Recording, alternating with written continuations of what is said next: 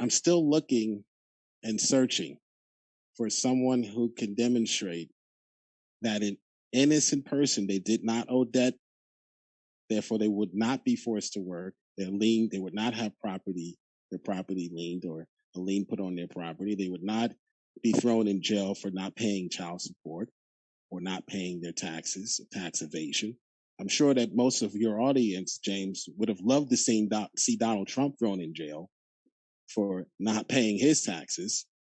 But yet, when the Israelites are doing that to the people who are outlaws, to the people who are not following the law and are not law-abiding citizens, they somehow are accused of chattel slavery. Biblical slavery does not exist. Why do I say that? Because how we define slavery today is not how they defined slavery then. So you cannot look in the Bible. So are you looking for a definition of like how scholars define biblical slavery? Biblical slavery doesn't exist because in every case, and where so no, you're not looking for a definition that biblical scholars give for slavery. I gave another. Do you want I will give you 3 different biblical scholars' definitions of slavery. Again, and you've already given me those definitions. And again, those situations, Dr. Josh, this is what I'm trying to explain. I don't think he did. Okay, he can give them again. Those situations are the same today. In those scenarios today, we would incarcerate, and even up until the past 10 years, we would even force them to work. We used to call them chain gangs. In those same scenarios today. So why then, if we in America subjugate a prisoner to a lifetime of confinement in some cases and servitude, or someone who owes a debt, you may be working for McDonald's, but you're really working for Citibank until that debt is paid. Why? So it's more sophisticated, yes, and we've gotten rid of, we've added a middleman, sort of. We can send the tax man to garnish your wages instead of forcing you to work for the person directly. Sure. So yes, although be it more sophisticated, the concept is still the same. The borrower is slave to the lender. That's a age-old concept. It will always be the case. It's the case today. It was the case then. I need something outside of those scenarios in order for me to believe biblical slavery exists. I'm sorry. Yeah, and I kind of want to add this real quick to what Jill's talking about. So I'm going to quote Raymond Westbrook from History of Ancient Law, or Ancient Near Eastern Law. So in section 4.52 of his book, it's called Property Law. And this is what he calls property: a purchased, inherited, hired, or pledged person. So if that's going to be considered slavery, being someone that's hired, then maybe that's what we call a presentist fallacy. And I would like maybe Cyrus, do you know what a presentist fallacy is? Presentist fallacy is when we take the etymological definition for a word as it was used thousands of years ago and impose a present meaning onto it. Not quite. So if you criticize an older culture with a modern lens and actually condemn it, that is a presentist fallacy here, because if modern terms, if we're going to call hired people property or chattel slaves, then that's an issue. And I think that's where maybe Josh, I think maybe that's what his definition is. I would like to actually hear that. Jesus is Lord and he's coming back. I'm back. My biblical slavery challenge is still on the table, atheist. I wish someone would dare come and try to take it off the table for me so I can stop using it. But until then, I'm going to give you my biblical slavery challenge. Perhaps I'll do this every week until it's met. The Hebrews used, premise 1, the Hebrews used slavery to denote both voluntary and involuntary servants. Premise 2, the only scenarios in which involuntary service would be sanctioned are in scenarios, as I went over with Dr. Josh, liberal scholar, Dr. Josh, quote unquote scholar, which he could not refute. He didn't even attempt to. Instead, he throws a red herring into the picture about the different types of slaves. Well, does that answer whether or not they were there voluntarily or involuntarily? No, it does not. That's why it's a red herring. Okay, does that answer the question of are there scenarios in other than in these cases in which a Hebrew could enslave another individual? No, it does not. That's why it's a red herring. The only scenarios in which involuntary service would be sanctioned are in scenarios in which we would sanction today the involuntary servitude of another, or in our case, more so, incarceration, jail, debt, POWs, criminals. Therefore, that's premise 2. Therefore, if premise 1 and premise 2 are correct, and they are, therefore, biblical slavery, when defining the word slavery as we would today, does not exist. The challenge for Dr. Josh, the challenge for rationality skeptic, or whatever your name is, the challenge for cosmic skeptic, is it rationality rules? Laughable. It's nothing rational about his understanding or his thinking here, rather, when it comes to quote unquote biblical slavery. That's for sure. And then cosmic skeptic. Okay, the challenge for them would be to prove, which they haven't, and we're going to go over some of their clips today. I'm also going to put the link in the side chat for all of the what Smokey would call chat rats, those who wait until I hit the button to stop broadcasting before they rear their ugly heads and decide now they're going to leave comments in my comment section to the tune of more comments than I get viewers. There are literally more comments in my comment section than I have viewers. How can that be? How can that be when I'm live for 2 or 3 hours every week and open up the room for challengers to come in, and they don't show up, but when I hit the button to end the broadcast, all of a sudden they pop up in my comment section. Wow. So but I digress. So we're going to be looking at some of these arguments which do not meet the challenge, which is why they're red herrings, straw men. The challenge would be for you, skeptic, that is you, atheist, who wants to conflate what the Hebrews allowed in their system, in their economic system. They want to conflate that to what their ancestors allowed in the antebellum South. The challenge would be for you to prove that the involuntary servitude of a person, or that it exists, in scenarios in which we would not confine or enforce servitude onto another involuntarily today. That's the challenge. Not to find slavery in the Bible. As we went over last week in part 1, words are not univocal. They take on the definition of the context in which they are used. So if I'm using the word slavery in an ancient sense, and this is more what Praise was leaning to in the debate, it's considered a presentism fallacy to suggest that that word to them must mean the same thing or same thing that it means to us today. Same thing with owning another person. Okay, as he pointed out, if in Raymond Westbrook's writings, you can also see slave and the master in the ancient Near East, which is another Raymond Westbrook writing on this topic. Slaves and masters in the ancient Near Eastern law. That's a recommended citation for you. As you will learn that these words like owned, purchased, as Praise pointed out, citing Westbrook, biblical scholar, these words like owned and purchased did not mean the same things that it meant to them as it does to us today.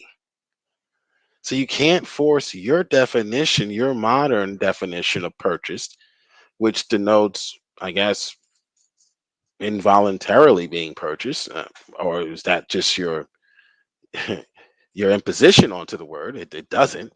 But you can't force that onto the biblical language. The debate on slavery in the U.S.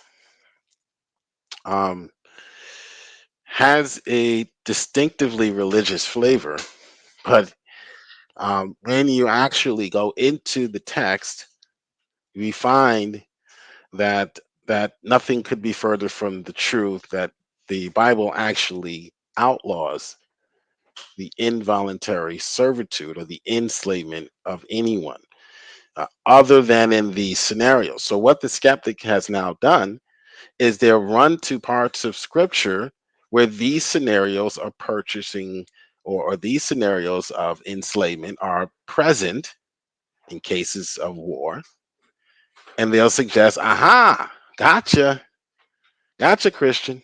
No, doesn't work that way. That's why the slavery challenge is hard to meet, because you can't find any case other than in the case of war in which people are being held against their will. Well, such is the case today when we go to war with other nations. Even citizens of those nations are taken captive, right? And the idea is you are responsible for them because you have destroyed their community, you have destroyed their livelihood. So now you must feed them, you must put them in the camp, you must feed them and take care of them. That was the point. Such was the case in ancient Israel. So now you have to prove that the war was unjust, that they should not have been there in the first place. Now, that's another argument you can bring to the table. I don't know how you can prove that. You can argue that they imposed themselves on these other countries, as some sort of conquering. Um, uh, and these aren't Romans, by the way. These are Hebrews. These are Hebrew people. You can accuse the Hebrew people of doing that, of doing what you might accuse America of doing, colonizing, basically pillaging just for gain. You can accuse it, but you have to prove it. Okay, so spewing it is not proving it. Okay, all right. So, but among the first to embrace abolitionism in America were Christians, were Quakers specifically. And other Christians soon followed in applying the politically and the biblical notion that human beings are equal, made in the imago Dei, in the eyes of God. So we're all equal. There is no one who is greater than another. There's no one who's made in a higher image of God or more in the image of God than another. So that's the biblical teaching. Therefore, you could not enslave anyone without their consent, which would mean you're not enslaving them. Because as we learned last week in part one, the enslavement of a human being denoted that that person was there against their will. Okay. Go back and watch part one if you need definitions. I'm not going to do definitions today. I did that in part one. Now we're waiting for you to come in and take my challenge. So I dedicated part two for you. I'm going to put the link in the chat to come in to see if you can prove this wrong or have me take this off the table, please. So in this way, the Christians in America, the Quakers and other Christians, adopted, based on biblical teachings, that no man, this was the view, that no man has the right to rule another man without his consent. That is a biblical Christian ideal, one that we adopted very early on in this country, at least those who held to a biblical worldview. Now, those who did not hold to a biblical worldview, otherwise, thought differently, of course. Okay. This was contained.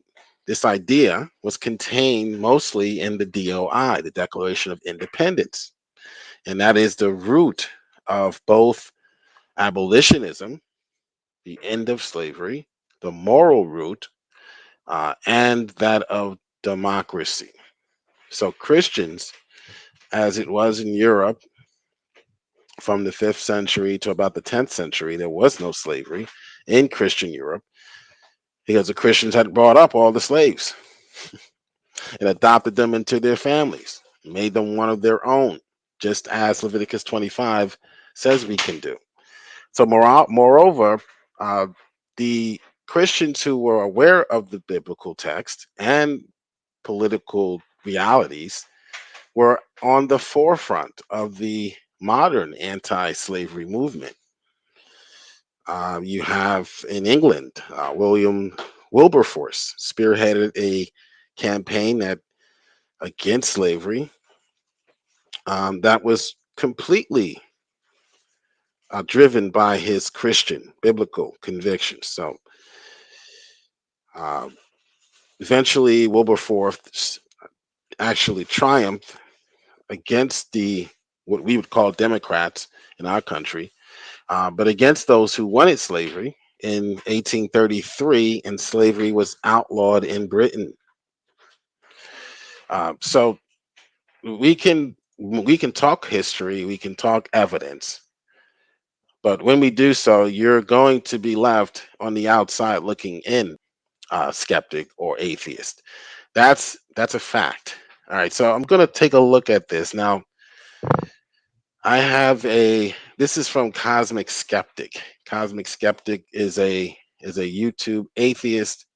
He does his he did his shows. I'm not sure where he's at now, but he would do his live streams from his college dormitory. Okay, which I thought was rather cute. But the Bible talks about making the fools of the wise. And it seems to be the case whenever they pick up the Bible, they make fools of themselves. So the Bible is once again predicting the future, although that might have been the case then. Uh, but he has a video I'm going to take a look and I'm going to share how the Bible supports slavery. I'd say someone's income equal to 2 months of labor for the year is at least partially slavery. Yeah, uh, I would say that too, but not if the person volunteered to that agreement. If the person agreed to that, they're thinking, "Hey, look, it's better than $0 a year." So they agreed to it. Now, it should be pressed upon the heart of the person who's the quote unquote owner to pay them more, as the Bible instructs them to pay them a decent salary. And the scripture teaches that basically says, woe to those who make, I think this is in Leviticus, who force people to work or who have workers and don't pay them. Okay.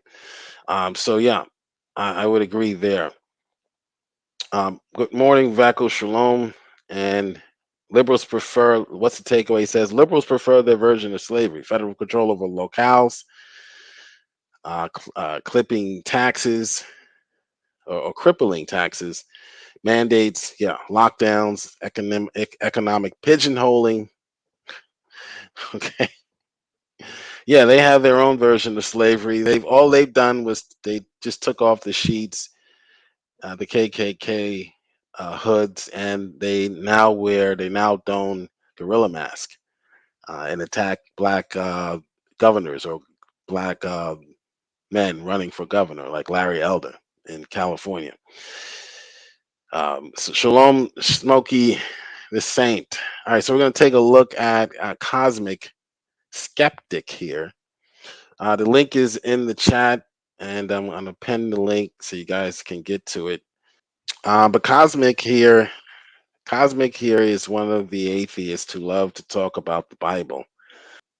I personally believe that, and from my experience at least, the atheists who are just dumb enough to tell us their story on their pages, from what I've experienced, their personal stories, most of the atheists who have a gripe with the Bible, with the God of the Bible, and uh, the scriptures, have family members very close to them, wives even, who are Christians, who are devout Christians, and they can't stand it. So they take out their frustration of they themselves being shunned in most cases on Christians on the internet.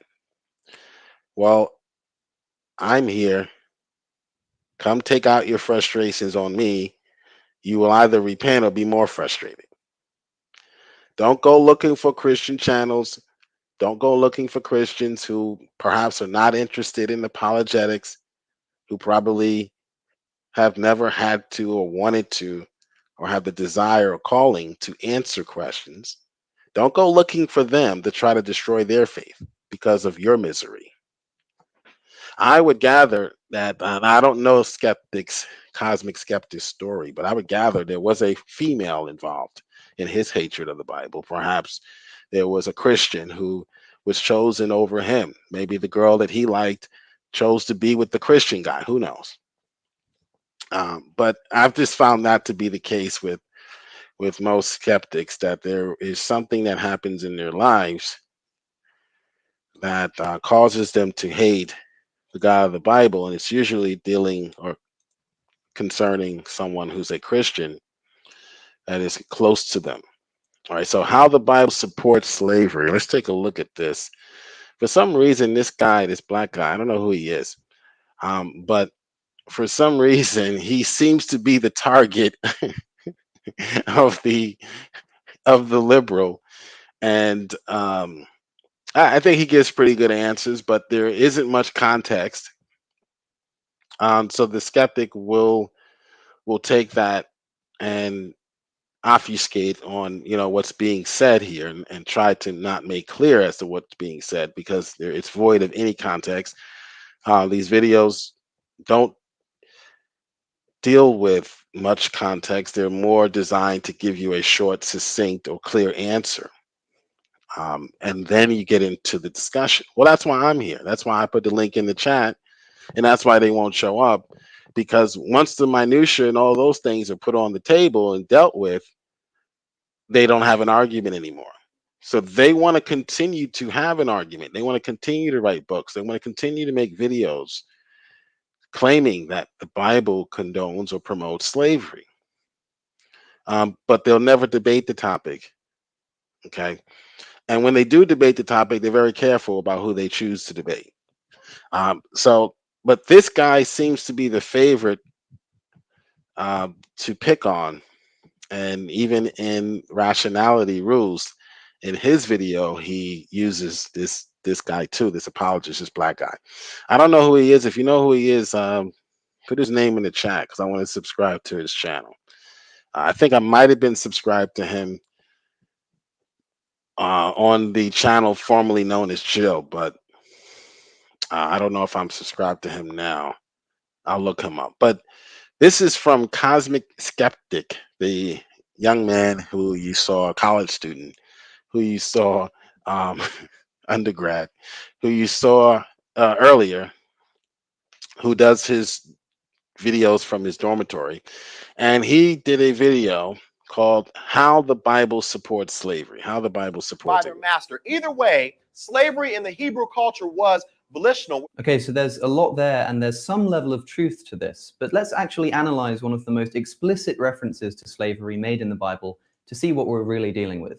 Atheists are quick to point to chapters like Leviticus 25 to prove that the Bible condones slavery. So let's take a look at verses 44 to 46 from this chapter. Your male and female slaves are to come from the nations around you. From them you may buy slaves. Raise it! Just raise it! Just raise it! Just raise it! Just raise it! Just raise it! Just raise it! Just raise it! All right, so what did we hear here? from Cosmic Skeptic as far as this passage is concerned. Did we hear anything about the male or female slave? Do we see? The passage is here on the board or on the screen, right? Board. All right. This isn't the classroom, but more like a re-education camp for the atheists. There is nothing in this text about the male or female slave being forced against their will to come from the other nations. But that is the skeptics' assumption that they're making, that they're forcing onto the text. Let's read it for ourselves, because we think for ourselves, because we are Christians, free-thinking Christians. Your male and female slaves are to come from the nations around you.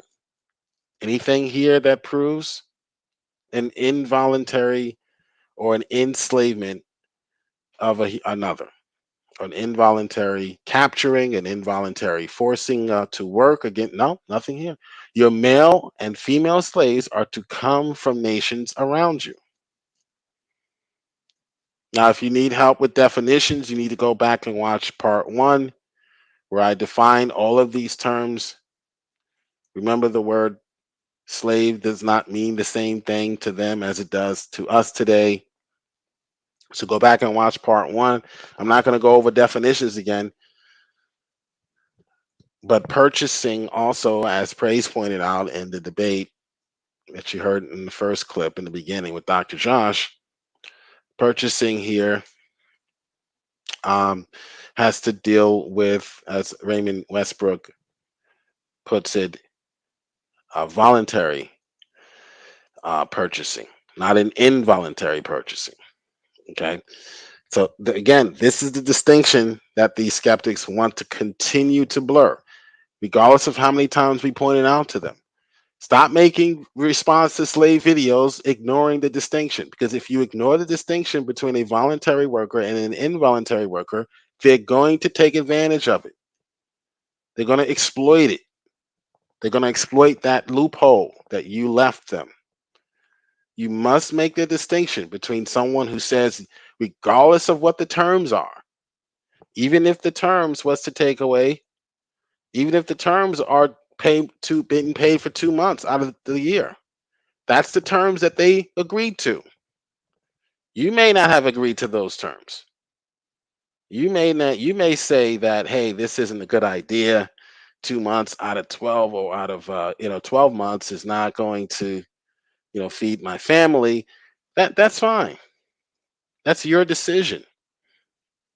So if someone income is going to be 2 months of their labor, or 2 months of labor for the year, and they make that decision, they're thinking to themselves that 2 months is better than 0.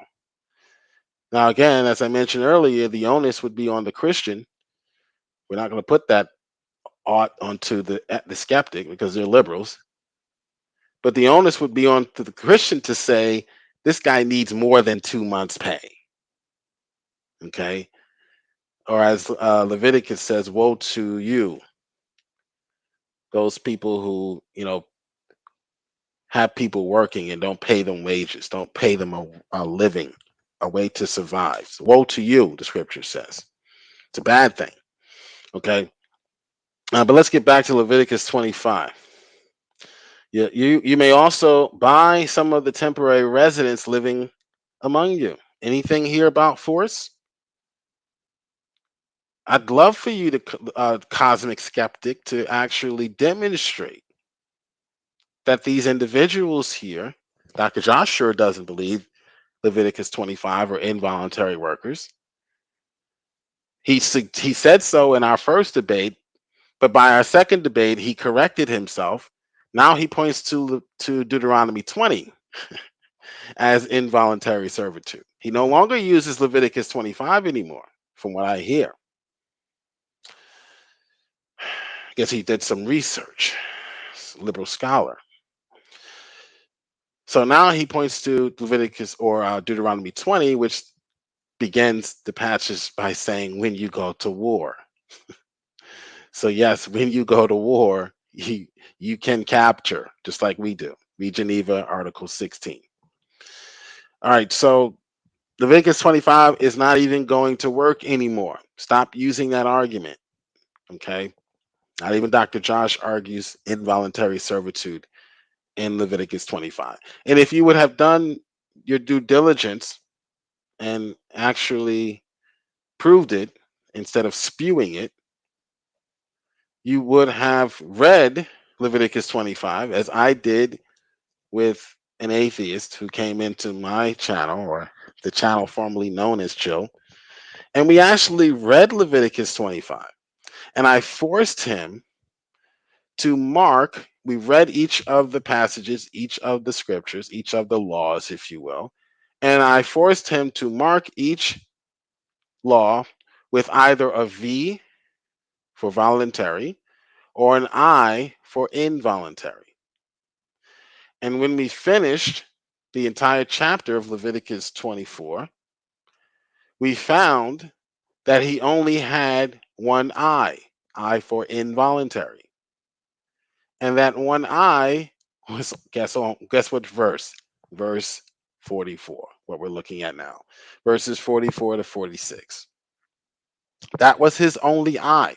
So the skeptic wants us to believe, because we're free thinkers. We think for ourselves. We just don't believe something someone tells us because they hate the Bible, or they hate their mothers because their mother is a Christian, or their wife because she's a Christian, and they can't convince her, so they get on the internet and try to convince you not to be a Christian anymore. So be Matt Dungahunty.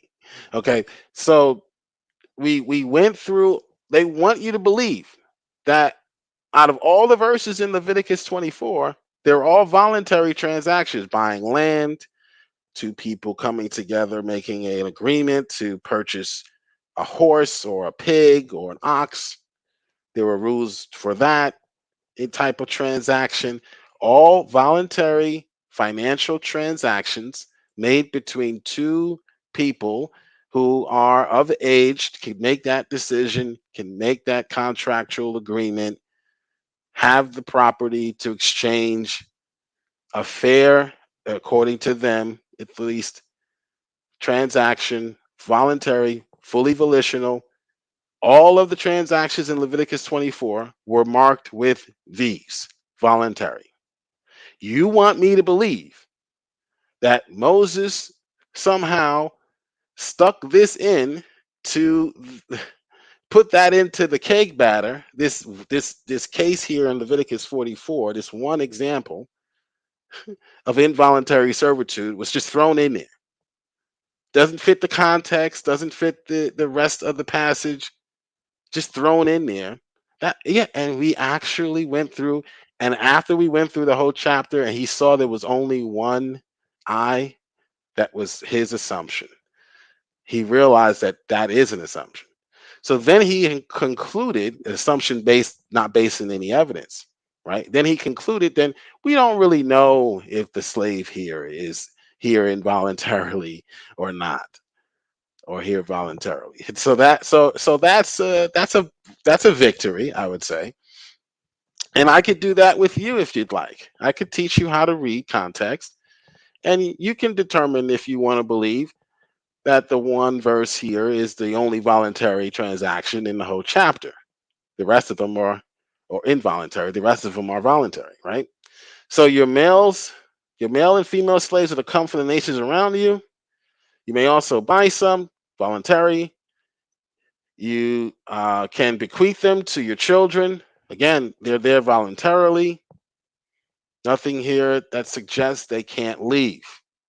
But the skeptic wants you to believe that they can't leave. Nothing in the text says that, hey, look, if this person wants to leave, they must stay here because you can bequeath them to your children. That's not what the text says. That's their presupposition. They go into the text already believing that involuntary enslavement of another is sanctioned. You have to prove it, not spew it. Prove it, not spew it. Among you and members of their clans born in your country, and they will become your property.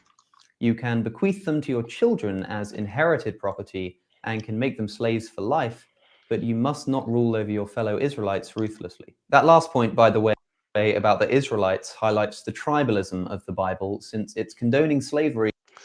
The tribalism of the Bible, is it evil, inherently evil to have tribalism? No. Does having tribalism, or does having a tribe, a group of people who live together and live by the same customs, does that prove that you've taken these slaves by force? No. But what is he doing? He's gaslighting. He's adding emotional red herrings, trying to get you to react emotionally and buy into his ruse, buy into his claim that he hasn't proven. So he can't prove it with empirical facts. I'm going to try to prove it by pulling an emotional, or getting an emotional response out of you. Not prove it, but he's going to try to convince you by mentioning the word tribalism, as if that proves anything. Another red herring. Boy, you could probably start your own farm of red herrings once you graduate, get your degree. But only when the slaves are taken from other nations. So not only are we dealing with the slavery of any people here, we're dealing with the enslavement of certain nations and races. There's that word again. You saw Matt Dillahunty did the same, or tried the same rules. He tried to pull the same bait and switch. You haven't proven the enslavement of another. You haven't proven the enslavement of another. I said I wasn't going to talk about definitions, but since he brought up enslavement, we'll have to look at the definition of enslavement like we did last week, as outlined by Geneva, which they try to force onto the scriptures. They try to force on that a definition of enslavement. So I'm just going to read it to you. The act of enslaving, you can Google this, is when you cause someone to lose their freedom or their choice of action.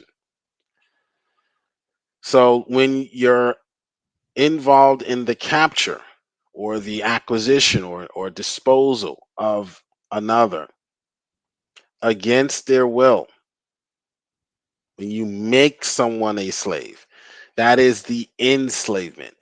Has Cosmic proven? He spewed it, but he didn't prove it. Has he proven the slave, the Eved in Leviticus 25, was enslaved? No, he has not. No, he has not. And he cannot. He will not. Because he cannot. Because it is not. What was that the guy was saying a moment ago about biblical slavery not resembling that of the US? Keep it in mind. So what else can we take from? Why doesn't it resemble that of the US? Because there was enslavement in the US, not just people volunteering their services, volunteering to work. That's the distinction that you must make in your apologetic. Otherwise, the dishonest atheist is going to exploit that loophole in your argument. If you just argue that, well, it was different, it was a different type of slavery. If that's the extent of your argument, you're going to get this response. You must tell them why it was different, because the servitude was voluntary, not involuntary. In this excerpt? Well, take note of the language used to describe the slaves. Quote, they will become your property. Even if someone is treated well, there's no excuse for considering Becoming your property.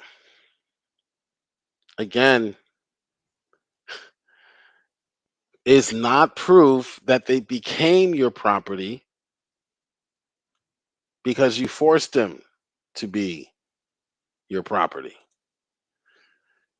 You can't just argue that someone is involuntarily being held against their will because they consider themselves the property of another. That is a non sequitur. It doesn't follow logically.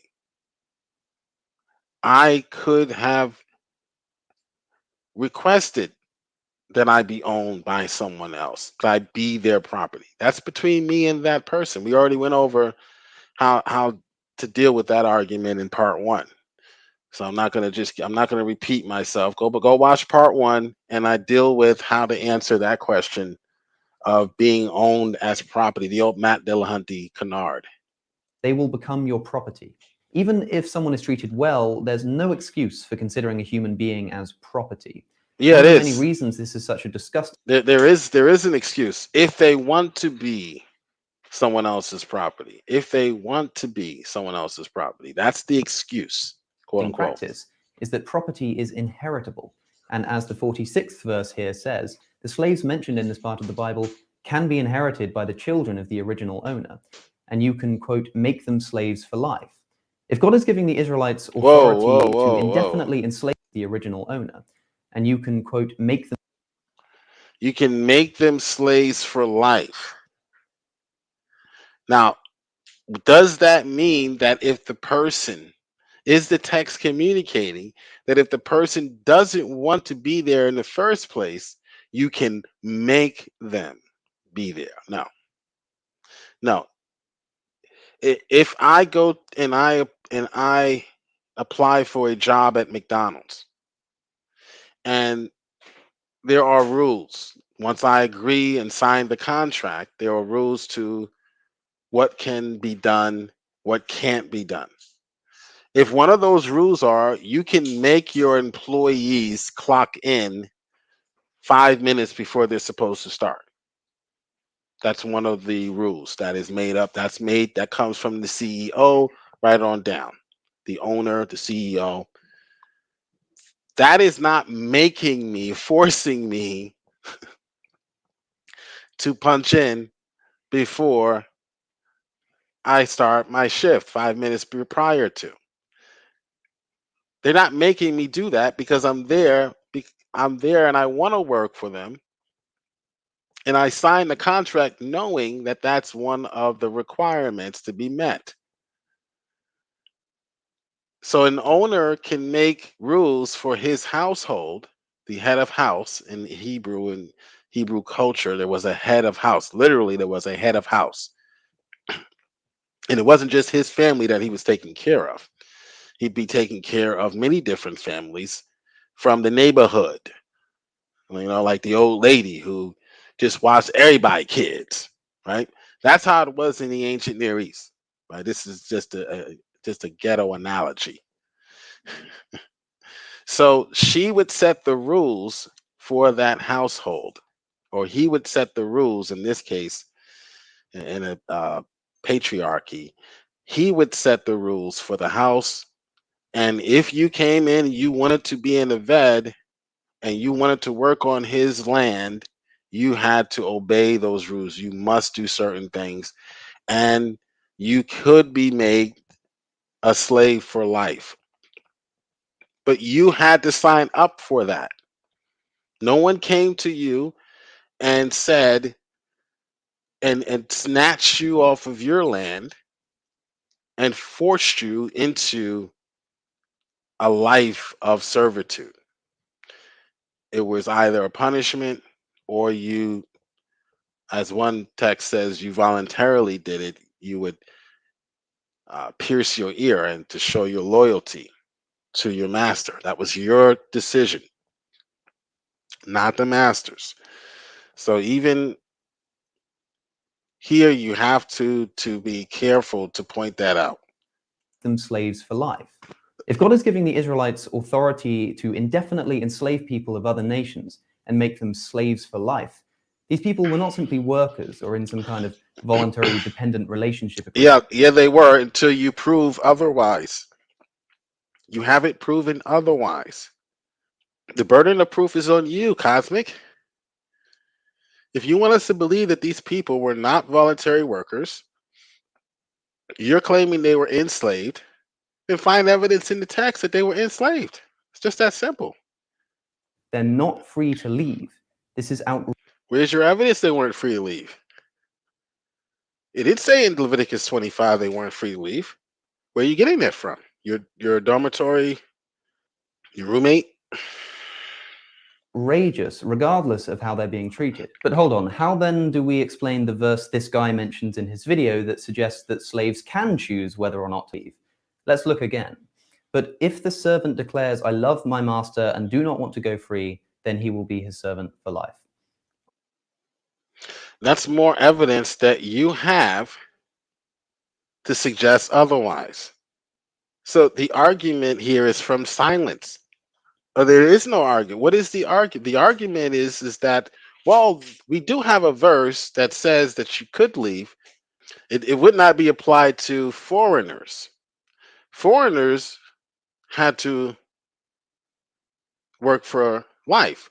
But what is he ignoring? See, don't get caught up in the minutia. Stay on the voluntary involuntary distinction. Because they're gonna keep talking about different rules that sound rather harsh. 2 months out of the year, I'm getting paid. It doesn't sound like somebody would, somebody that has kids to feed at least, or even themselves would agree to. But the fact of the matter is they agreed to it. Again, the onus would be on the owner. If they were a Christian, that onus would be on them to say you need 12 months pay. Okay? And not exploit. The Bible talks about exploiting weak people or exploiting poor people, not paying them a decent wage. The Bible forbids that. Okay, so the onus would be, but the fact of the matter is that individual still agreed to that contract. You haven't proven otherwise. You have not proven that the Eved is there against their will. You're just simply bringing up minutia that perhaps you wouldn't agree to, or regulations and rules that perhaps you wouldn't agree to. You have to prove they didn't agree to it, that they were there by force. You haven't done that, Cosmic. Now we'll come back to Cosmic Skeptic. And I want to show you this other guy. Rationality rules. One of the most frequent given, and one that featured quite prominently in the previous compilation, is that scriptural slavery is strictly voluntary. And here's it better put. First of all, Old Testament slavery was not race-based forced servitude. It was voluntary means of working off debt or keeping captives from mustering a rebellion. In essence, it was the first type of bankruptcy law. Now see, back in ancient times, if a person had lost themselves to debt, had become incompetent with their finances, really what happened is someone would say, I want to get paid. And they said, oh, we don't have the money. Well, fine. They'd throw you in jail till you paid it. Well, you didn't make anything when you were in jail. So by and large, you were just in jail for the rest of your life. In the Hebrew culture, slavery was primarily volitional. So in other words, if a person was too poor to provide for themselves, or if they were in debt, they would oftentimes hire themselves out to someone who was richer who could provide for them or pay off all of their debt. So what's being described here is what's known as debt slavery, and it was extremely prevalent among ancient civilizations. For example, the Babylonian Code of Hammurabi allowed debtors to sell themselves, their wives, and their children into slavery for up to 3 years. The entire Greco-Roman world recognized it as a distinct legal category, and yes, it was also recognized and practiced by the Israelites. However, likewise to the Babylonians, Greeks, and Romans, it was an option only available to their own people. Leviticus. All right, that was rationality rules. So it was only available to their own people. Smokey, what's going on? What's going on, Jill? Good to see you. Good to see you, brother. Oh, jeez. I lost my train of thought. Okay. By the way, I wanted to tell you, good job on the debate the other night. I didn't really get to tell you, and I should have. You did a good job. I'm going to tell you something. You is one of the tougher ones of Tulip to kind of defend sometimes. I think you brought a pretty darn good. You brought the best case you could for it. Really, I think you did a good job. So. Well, thank you. Appreciate Best that. I could for it. Okay. Well, I'll That's take a little that. bit of a backhanded compliment. Yeah. Sorry.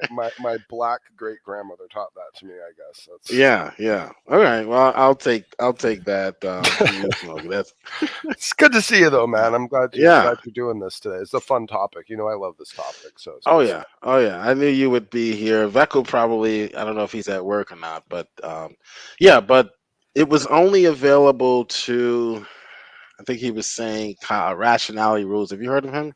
I have. Ration- Yep. Stephen Woodford. He got in Stephen trouble Woodford, with the yeah. ACA because he had the wrong opinion about transsexuals. I remember that. Yep. Oh, I didn't know that. Do you remember that? Oh, it was a huge thing. They had people resigned. There was big hoopla. Dillahunty got involved. The weird spurgy little weirdo that used to be the president, I think, ended up resigning over it. Because Woodford came in and was all like, yeah, I don't think it's reasonable to expect like trans women to compete against women. Like, I think that's unfair. And the whole atheist, that's what he said. And the whole atheist community just exploded. And he had to do a retraction and apologize. And he was banned from the ACA for a while because he said it. It was a whole big old thing. Yeah. Wow. Yeah. Wow. You So, see, he went against the narrative. He went against the narrative. Yeah. The great pope of atheism, had spoken, Dillahunty, about what was correct in terms of trans rights. And he was an apostate from the religion of modern atheism. Yeah, it was terrible. Apostate. It's terrible. Yeah, the same thing happened to Rage. That at least for a day Oh or two. Rage is apostatized too. Yeah, Yeah, absolutely. Yeah, because he said something about not cat, cat but, and low. Yeah. So liberalism, atheism, which are probably one and the same, pretty much. It sucked for me because I had to sit there and be like, yeah, you're calling Knock a transphobe, and I actually agree with a lot of his points. So, there you go. Yeah, it's a cult. It's a death cult, but a cult nevertheless. Amen. And it's a get along, go along to get along gang, I would call it. Go along to get along. If you don't, you will be kicked out of the community. Your YouTube channel will be deleted, and you'll be ostracized, and you'll grow your hair long, and and make videos gain a lot of weight, Christianity, develop substance abuse problems, have suicidal thoughts. Yeah, all that stuff. Sure. Yeah. Oh man. If the servant declares, "Love my master," and I don't want to go free, then he is his servant for life. Now, cosmic skeptic and rationality rules seem to think that this only applied to the Hebrew servant. What if that were true? And in fact, it might be true. What if that were true? What would that prove? Absolutely nothing. Would that prove, one, that the non-Hebrew servant is there involuntarily?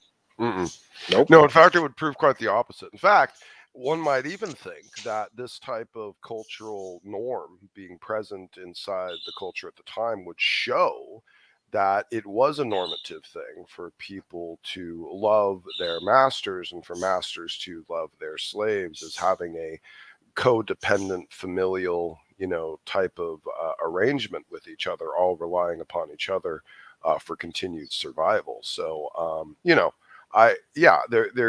idea that this law, Exodus 21:5, is there, the idea that this is part of the culture just shows the fact that indeed there needed to be a case law put in place to deal with the idea that these unions, these servitude positions, were generally filled by people who wanted to be there. And certainly the masters wanting their slaves to be happy and content and provided for, also in accordance with the law, but also because, well, that's a more productive slave. The idea that the atheist presents that the Jews were just mercilessly beating their slaves all the time to the edge of functionality is just nonsensical. It's like damaging personal property. It's like, why would you? So maybe your car, doesn't work right. So you go and take a crowbar to it and start beating the hell out of it. That's not how any of this worked. The idea of the utility of a slave was based upon their functionality, and an injured slave wasn't really worth much anyway. Not to themselves and not to the culture at large. It was not something that was handled on a normative basis, like many times people try to present, or the atheists try to present, that this was some sort of malicious, enslavement culture, when really it was about familial units, collections of people who were merged together with the common goal of survival, with the master being the head of the family. It's a tough thing to be a head of a family, a lot of responsibilities, a lot of decisions, and the slaves are provided for, taken care of. They're sheltered from the wilderness, from the elements, from marauders, from thieves, from being kidnapped and enslaved by other cultures that would have forced them into service as temple prostitutes or even more horrible things. Of course, this was a win-win situation for someone to score a position serving in a household of a decent Jewish person. You had no better hope of a decent life back then. This was about like the best of the best, the creme de la creme. If you could find yourself in a Jewish household where you had preservation of personal rights, where you were treated as a human being, not just chattel, where other cultures would allow you to just be murdered or abused, at whim with absolutely no ramifications. Here in Israel, you were treated with respect and dignity and as a fellow human being. And there's no other contemporary to Israel back then that viewed their slaves in such a light. Only God's people. Only God's people. Yeah, well said. Well said. And I think that's much of the visceral and the hatred that's coming, is because they realize that there was a culture who protest slavery before even the Americans. An ancient group, that is. They can't stand it. The ancient Near Eastern scholar cannot stand the fact that there was a group of people in the ancient Near East who said no to the enslavement of another. And I think that's much of why they try to obfuscate and confuse the issue of slavery, when it's really clear as to what's going on in the biblical text. So they'll take passages like this and says, well, that refute the idea that this was some sort of chattel, forced servitude, other than in the case of prisoners who deserve punishment. So they'll take this verse and say, well, this only applies to the Hebrews. It doesn't apply to the non-Hebrew. Well, in a way, they're correct. But what they're leaving out is the fact that a non-Hebrew who refused to assimilate would not inherit or would not be granted the same rights as a non-Hebrew who said, yes, I will accept Yahweh as my God. I will forego the false gods of Canaan, which said it was okay to sacrifice your own children, which said bestiality was something you would do in order to get favor or to gain favor. I'll denounce that God and I will accept Yahweh.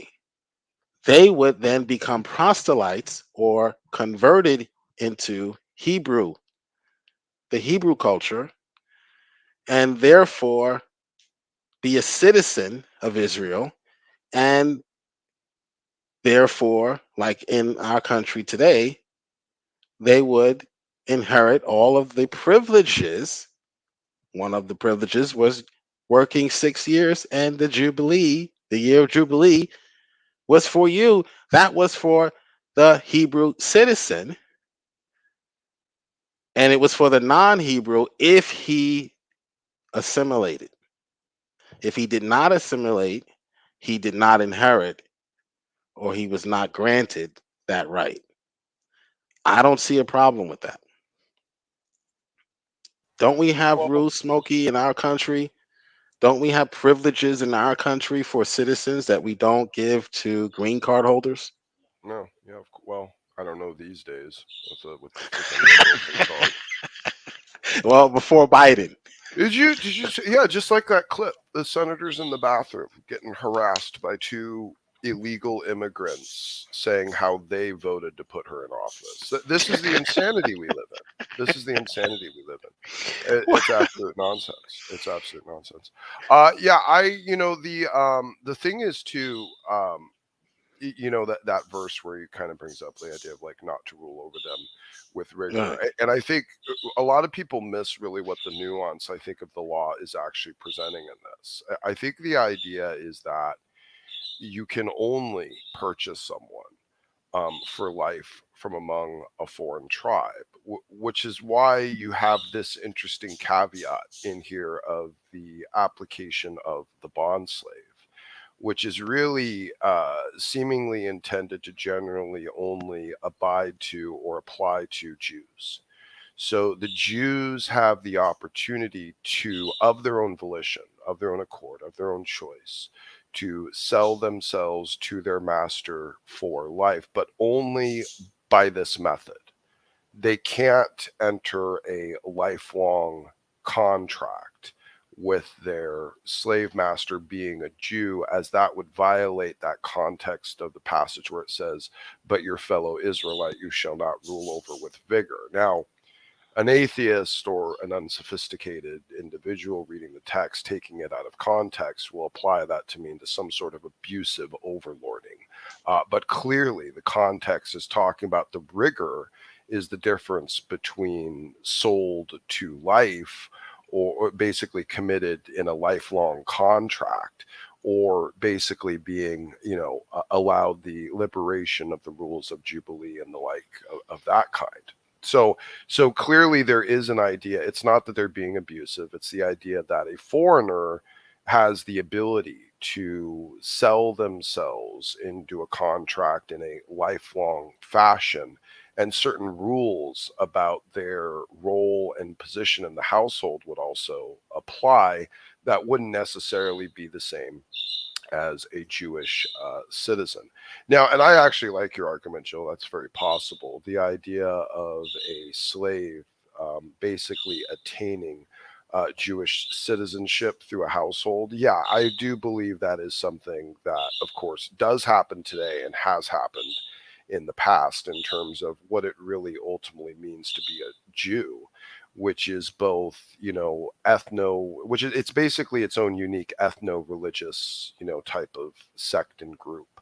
And so being part of the household, and adopting Yahweh, there could be a methodology through that by which you would actually attain Israelite citizenship. I don't know what that is. I would have to look into that more. Well, yeah, it was called the adoption through what they call manumission, what scholars called. It basically just meant that you became a part of the family. I gave the analogy, the ghetto analogy, but analogy nevertheless, of grandma in the hood. She just watched everybody kids. That was more akin to what the master would do. He would not only have his family under his watch or on his property, but he would have other families as well. Right.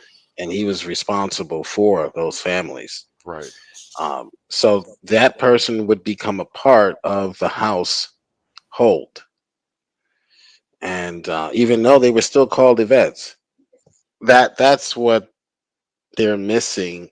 And by adopting, now, if you wanted to go and live on your own, and you did not want to be adopted into an Israelite family, you perhaps wanted to stay independent and keep, you didn't want to worship Yahweh. You were allowed to work in Israel, but you were not granted the same rights. And Israel, like every other country on the planet, has the right to protect its sovereignty, to increase in number And that was one of the ways, that's one of the ways we increase numbers today. If you become a citizen, you no longer need this green card. You no longer need this work visa. You can work a full-time job and with benefits. So yes, there were rules, there were advantages and disadvantages for those who did not want to embrace or be assimilated, and there were advantages for those who were, but it had nothing to do with them being a foreigner, because a foreigner could be adopted and get the same year of jubilee that a born citizen would get. Um, this was pure liberation, and it was purely volitional. That's the point that they're ignoring. I mean, I think it would be fair to see that you had judicial, conclusions against people, in terms of either debt or offense.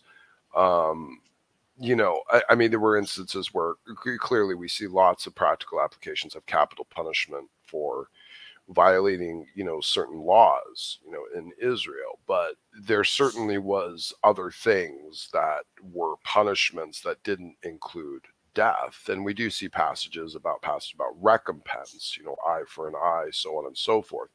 An offense, something that has been done as an offense from one party to another, either financial or physical, was handled by the Sanhedrin to deal with a type of judicial application of what was the most fair thing to do. And occasionally, every once in a while, it could be servitude.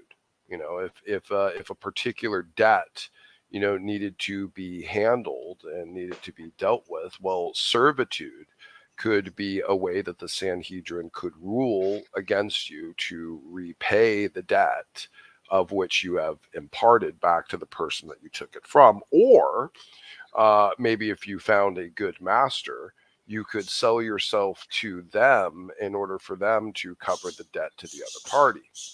And there were lots of various different ways to negotiate this out. But at the end of the day, this was an ancient culture's mechanism of economic survival, and really had an incredibly high level of utility and functionality while still preserving essential human rights. So there is just such an incredible lack of charity and context that is given to the Old Testament when it is talking about its servant laws. And really, it kind of shows, I think, at a deep down way, that at some level, the atheists not only hate God, but they hate God's people. They hate the Jews. And I've said this before, and I'll say it again because I think it's really true. It shows in their complete and utter lack of charity to the Jewish people. When they think of the ancient Jews, they think of a bunch of, fat, weird little hat wearing, with a bunch of kippahs and stuff all over the place, running around beating the hell out of everyone, taking over nations, enslaving them, putting them to the sword, putting them to the whip, making them build large structures or something like that, abusing people nonstop. Like, they picture in their minds like the worst possible image. And these were people just like they are people. They expect, these modern atheists expect every benefit of the doubt to be given to them, to their moral unctions, and yet deny every benefit of the doubt to the ancient Jewish people, assuming them just be basically marauding monsters, not even giving them the consideration that they were people just like them, who wanted to live in peace, who wanted to have care of the people around them and under them, who were inspired by the law to do that. Christ himself said it in Matthew 24, what the law was inspired, was intended to inspire in the people, which was justice, mercy, and faith.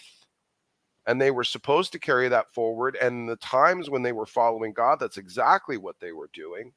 And these were good people. These were good people. But the atheists look back in time with these little straw man positions, unsophisticated, unscholarly, and they look back and they condemn these people from their own modern cultural standard, which is fallacious to begin with. But they look back and they look at these people and they envision them as some sort of disgusting moral monsters of the day, because their hatred for God is so deep and so severe that they even hate the people of God. They hate the Jews. And you know what? I'm going to say it, and I believe it's true.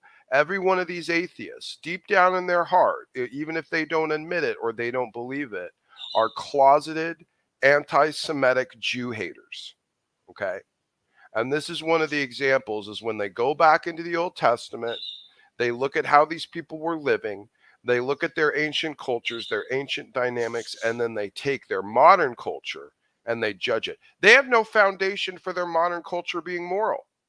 It's just the culture they grew up in. If they grew up in Canaan, they'd be good with roasting babies.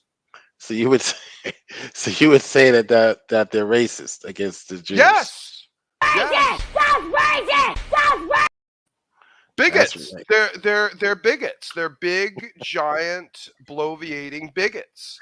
And they ignore the implications of the very things they're proposing. In no other context would you generally find a liberal atheist taking this level of hypercritical moralistic leaning against another culture. They, at a certain point, generally, when analyzing another culture, they recognize, well, that's their culture, and their cultural norms have a morality level that mine don't. They do that with Islam. They do that with Islam. Yeah. But when it comes to the Bible, right. No, these ancient people, we hate them. They're a bunch of deviants and evil, overlord. No. See, Bronze it's the Age, hypocrisy. Sheep herding, illiterate. Yes. Disgusting, immoral hypocrisy. Absolutely.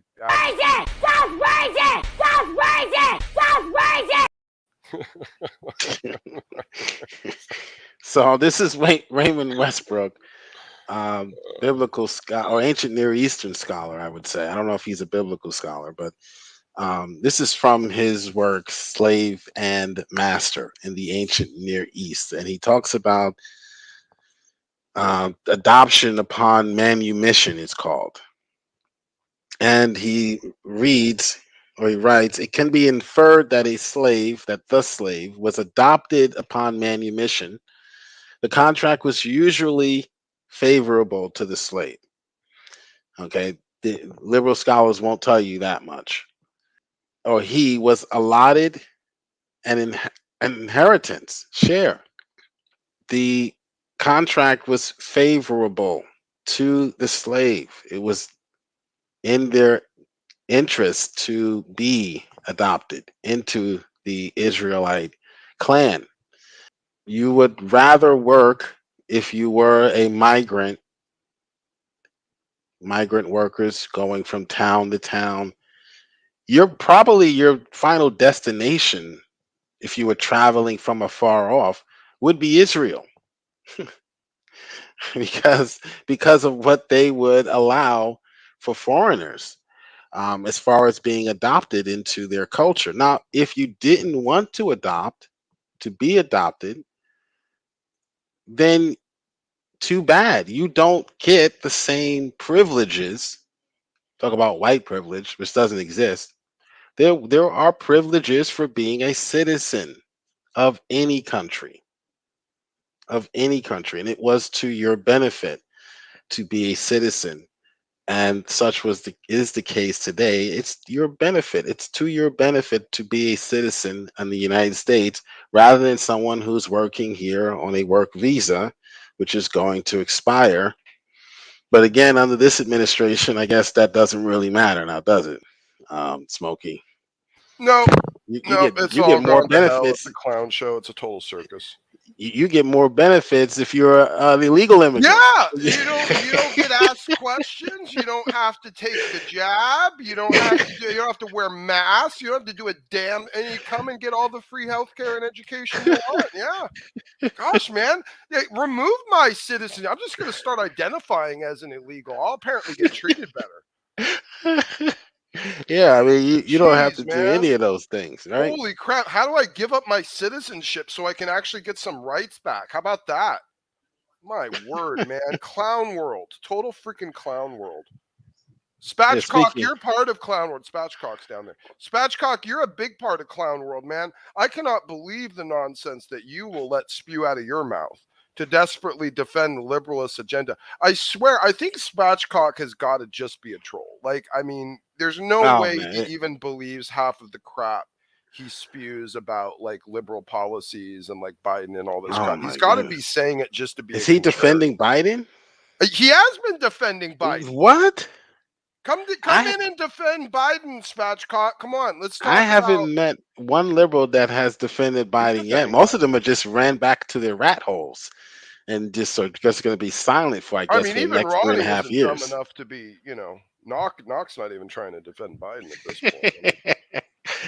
I thought I wouldn't have to hear anything about. He's going to come tell us how awful Trump was and shouldn't have been killing terrorists and all that. Yeah. He'll have lots of things about Trump doing wrong or something, and and he won't answer what you say about Biden. And anyway. Trump, come on in, Spatchcock. He didn't get the vaccine soon enough. That was his criticism. Come talk about how you ultimately actually support slavery. Did you know that, Spatchcock? Did you hear that argument yet? How you're actually a slave owner?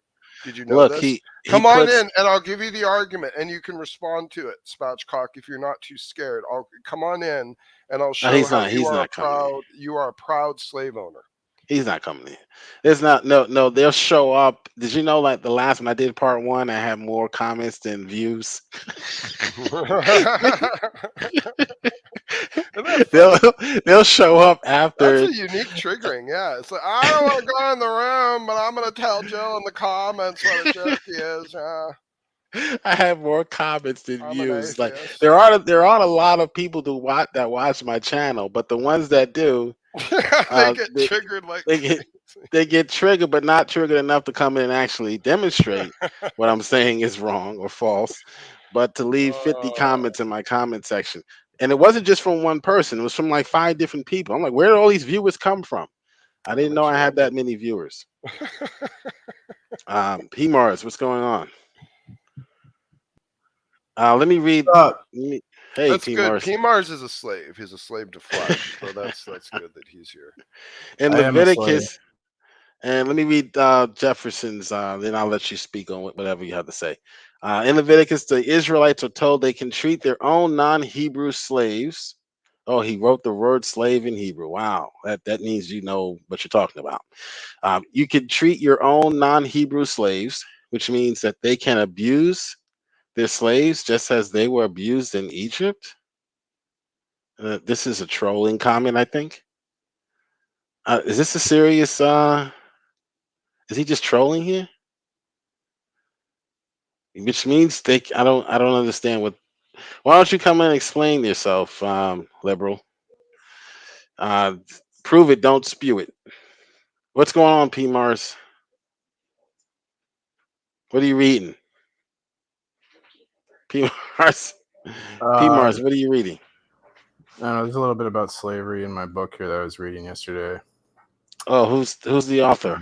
The guy the French faggot. He's a Protestant reformed, right? What a faggot. He's reformed? Yeah, he's a reformed Protestant faggot. Can you believe that? Like, what a stupid idiot. He believes in Jesus. What does he say? Fucking loser. What does he say about slavery? I'm curious. Oh God, there's a good quote in here. No, I can't find it.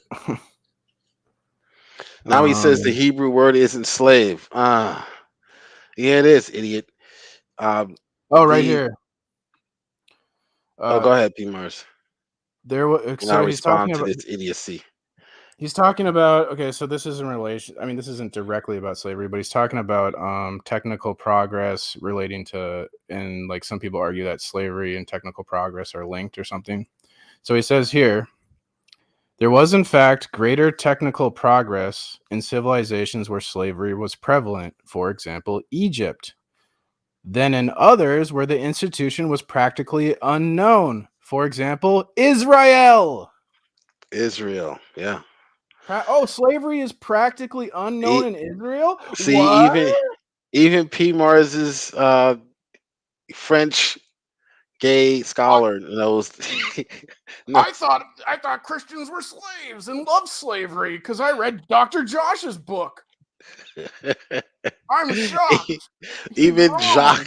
Jacques, what's his name? Jacques Ellul. Jacques Ellul. Even Jacques Ellul, in Jacques Ellul Jefferson News, that the Israelites did not practice slavery. Okay.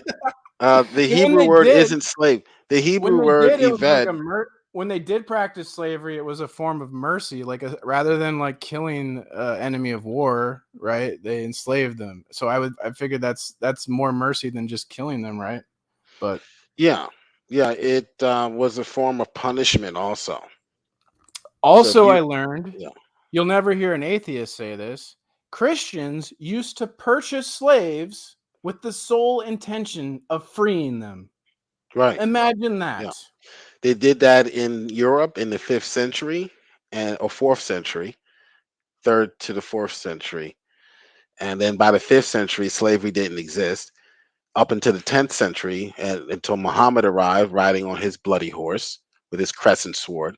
And then again, Christians did the same thing in the antebellum South, where they would purchase free blacks and free whites would purchase slaves in order to rescue them from that system. And eventually they would, just like the Israelites did, allow them to inherit land, allow them to live and survive on their own eventually. So remember, these people starting with $0. So just freeing them, quote unquote, freeing them off into the wilderness would not have been, would have been evil. A harsh, evil thing to do, rather than, yes, adopt them, just like the Hebrews did, and to take them in and make sure that they have an inheritance before you send them off. So the word is translated into slave. Okay, but we know that Jefferson, that word eved, could have meant what we call a slave today. It means work. It didn't have a negative connotation. The word meant work. Well, it could have meant work. Yeah, it could have meant 3 different things, because their vocabulary was very limited, and instead of a worker or employer or employee rather, they would just call that person an aved. It could have meant someone who was forced to work, like a criminal. Could have meant someone who was there voluntarily, and it could have meant someone who owed money, like a bondservant. So I don't think it has anything to do with phonics, but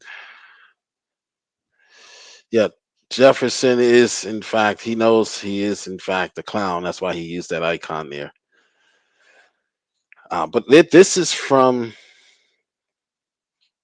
more from rationality rules, who isn't really behaving rational when it comes to the Bible. Slavery in the Bible was very different than the slavery that was practiced in our country. So there's the claim. Proponents insist that the slavery mandated by their scripture doesn't remotely resemble the brutality of the transatlantic slave trade. Now, after digesting hours and hours of apologetics, you're welcome, I've seen predominantly 3 justifications or arguments given.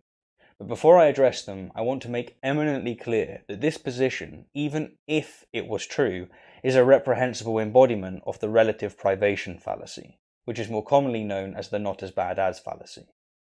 which is to say, even if the transatlantic slave trade was significantly worse than that mandated by Holy Scripture, that wouldn't in any way render the latter good. There is no good or proper or decent way in which to own other human beings.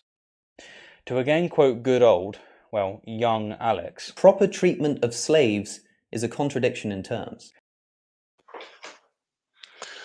Proper treatment of slaves is a contradiction in terms. What are they ignoring? I mean, they're clearly ignoring the moral cultural context of everything that's been presented in Scripture. And again, he's talking about, like, the thing is, he's almost saying like a moral dilemma doesn't exist. Like, the idea that you couldn't have someone who could possibly say, you know what, I'm in the ancient Near East. I'm, basically looking forward to a life of being isolated, alone, out in the wilderness, surrounded by marauders and thieves, or being subject to the forced slavery of an evil culture that won't treat me well, or I could go sell myself to the Jews. Right. So they're ignoring the voluntary. They're ignoring the context. They're ignoring the cultural context, the moral context. They ignore the idea of a moral dilemma as well. In fact, Stephen Woodford is so stupid to bring that up and try and use that there. Because, again, moral dilemmas do exist. Sometimes you can only choose the lesser of all evils. That's something that exists. So they today probably would not have made. Woodford's acting like it should have been where God made a whole bunch of rainbows and cotton candy clouds and made sure that there was no way. Maybe he should have created the welfare. No one had to work for anything. Right, the welfare state. Yeah. Yeah, exactly. There you go. Yeah. So what he did was he ignored the fact that these individuals now. They'll try to leverage the fact that they would never choose, or maybe you or I would never choose to do something like this, to sell themselves into servitude. I'll sell myself to you, Jill. That's a good deal too. They're trying to leverage.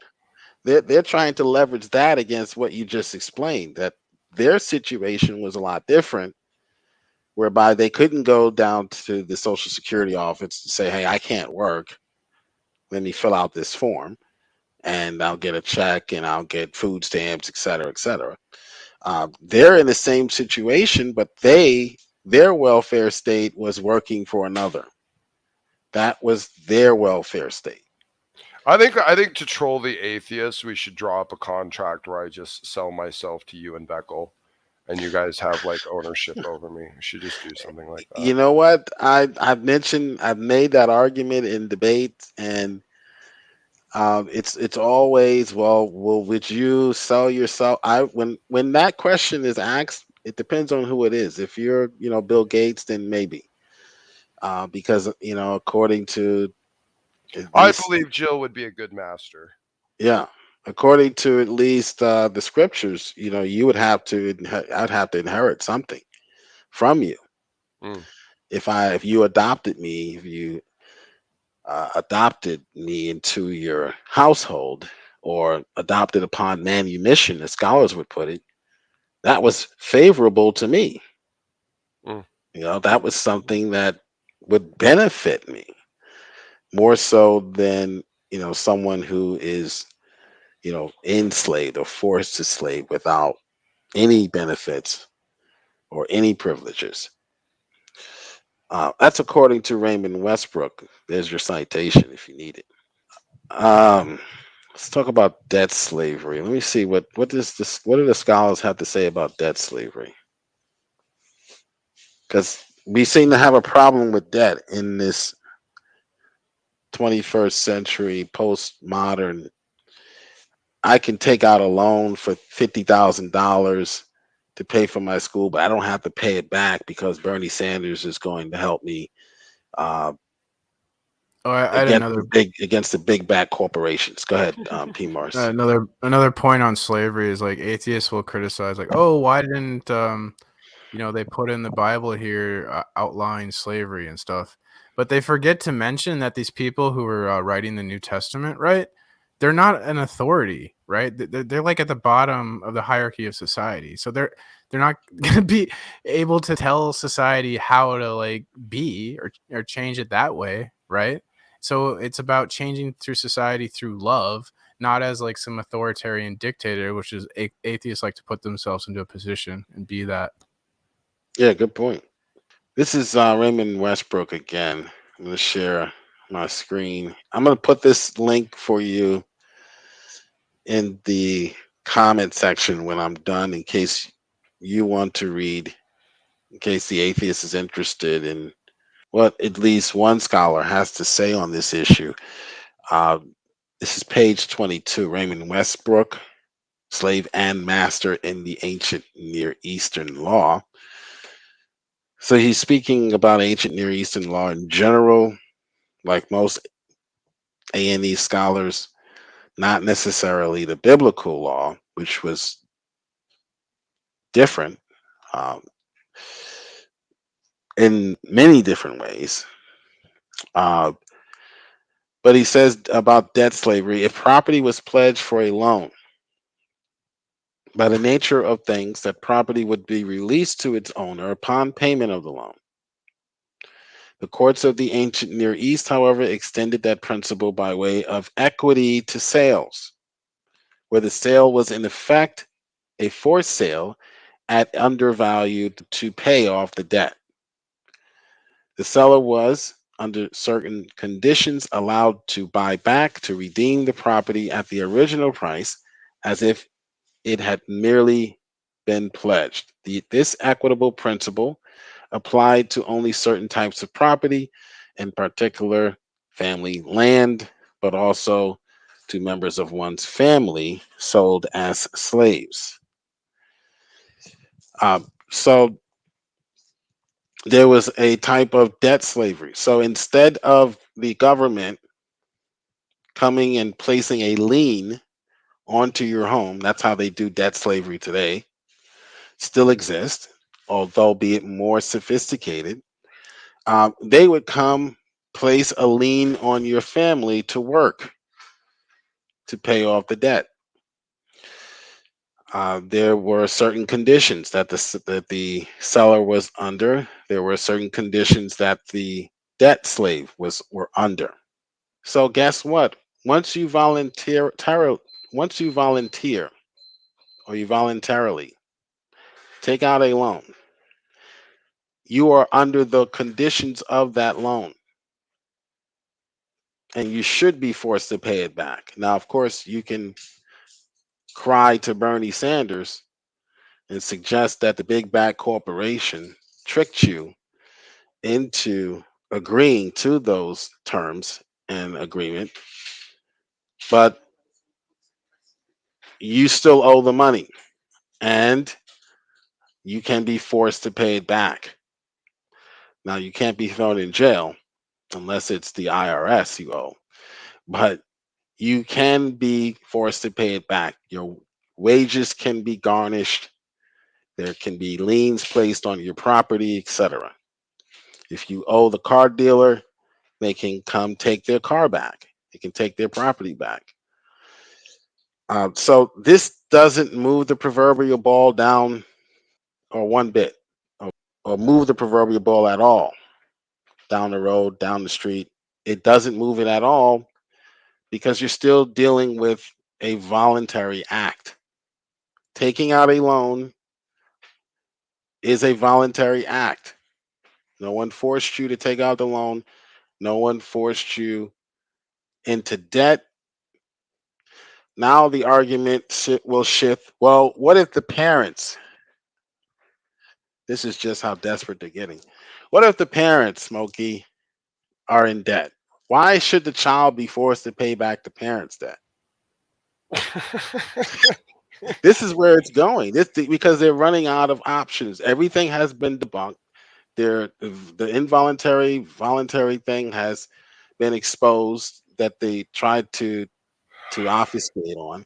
So Again, now they're getting into the minutia. Now they're getting into, well, it's not right that a parent it's has ignoring the existence of again moral dilemmas. A parent goes into debt And what is going to happen to the child who's going to lack the ability to be provided for? Well, probably starvation, pestilence, most likely death.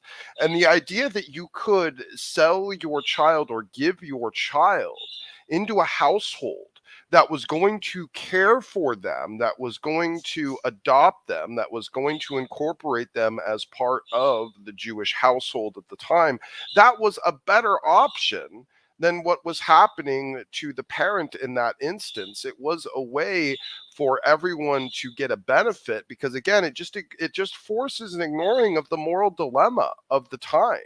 Like, the world is not all rainbows and lollipops.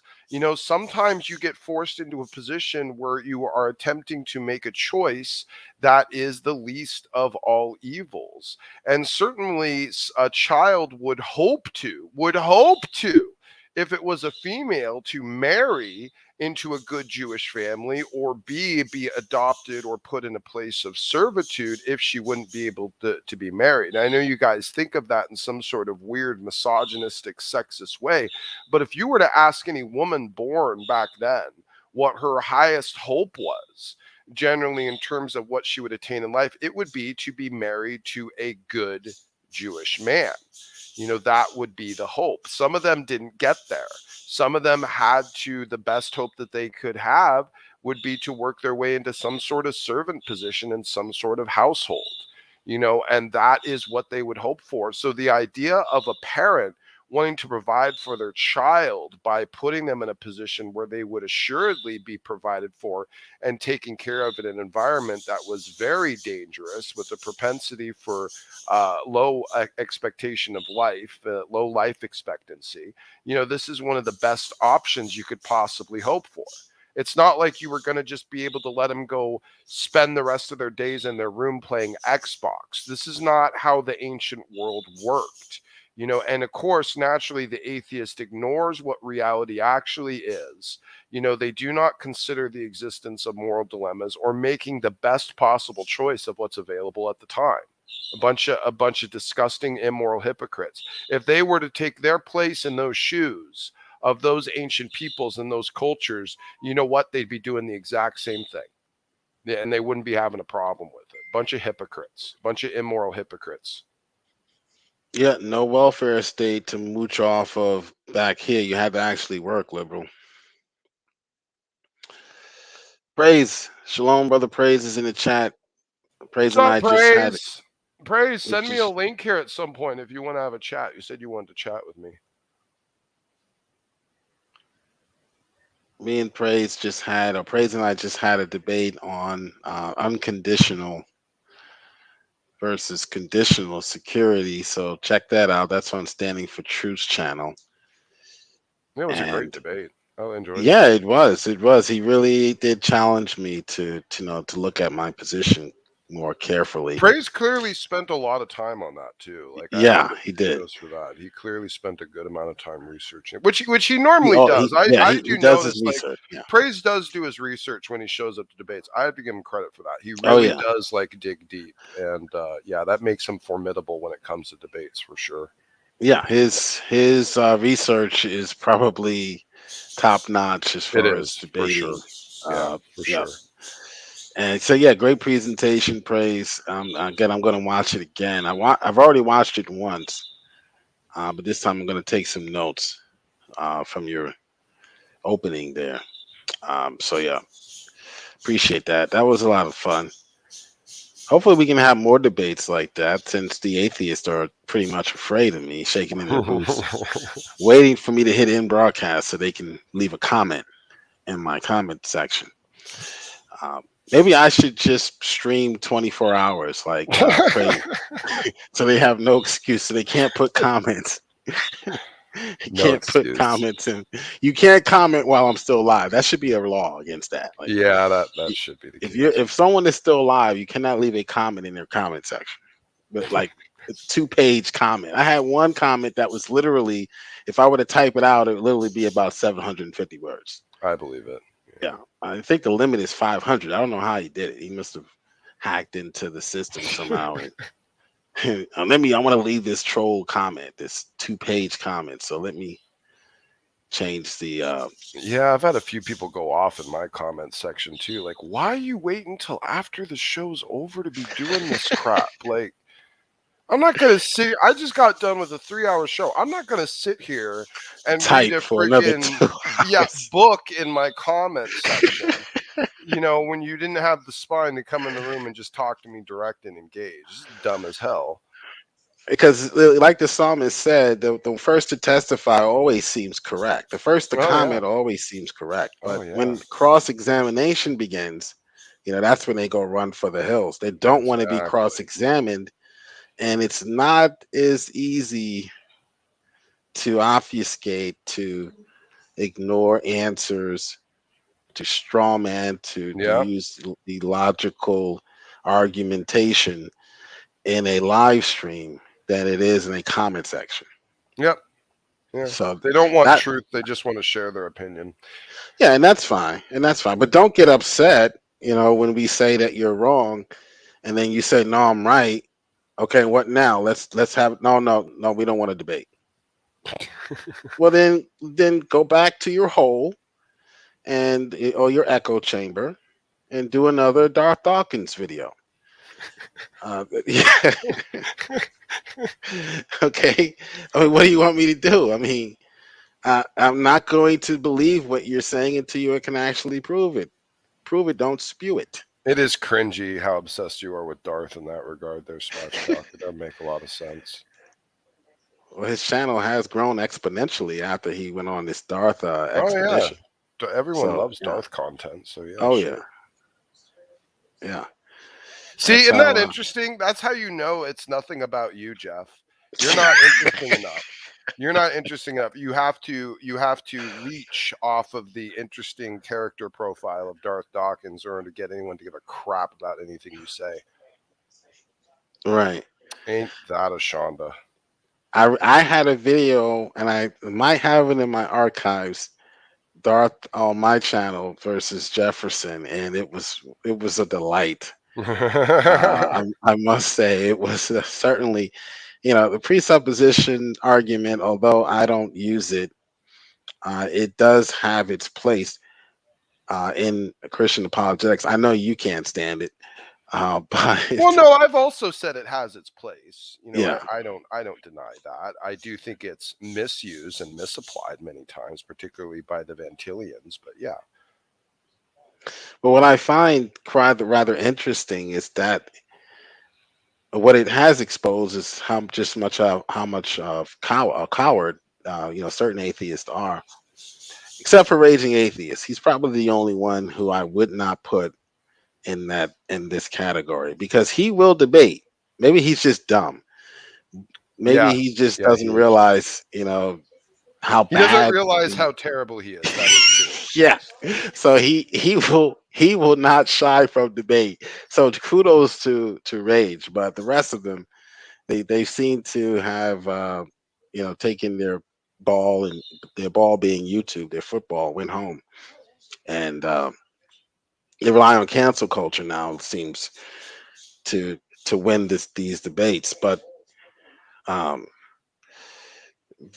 I found to be rather intriguing is that the atheists like Pine Creek, when they're dealing with the presuppositionalist, like Darth, they'll try to argue as if they're arguing with an evidentialist. Yeah, that's true. And when they deal with the evidentialist, they'll try to argue as they were arguing with someone who specializes in presuppositional apologetics. Yeah, it's an interesting point. Wow. What a dishonest approach to a dialogue and to interaction with the opposite, or someone who you don't agree with.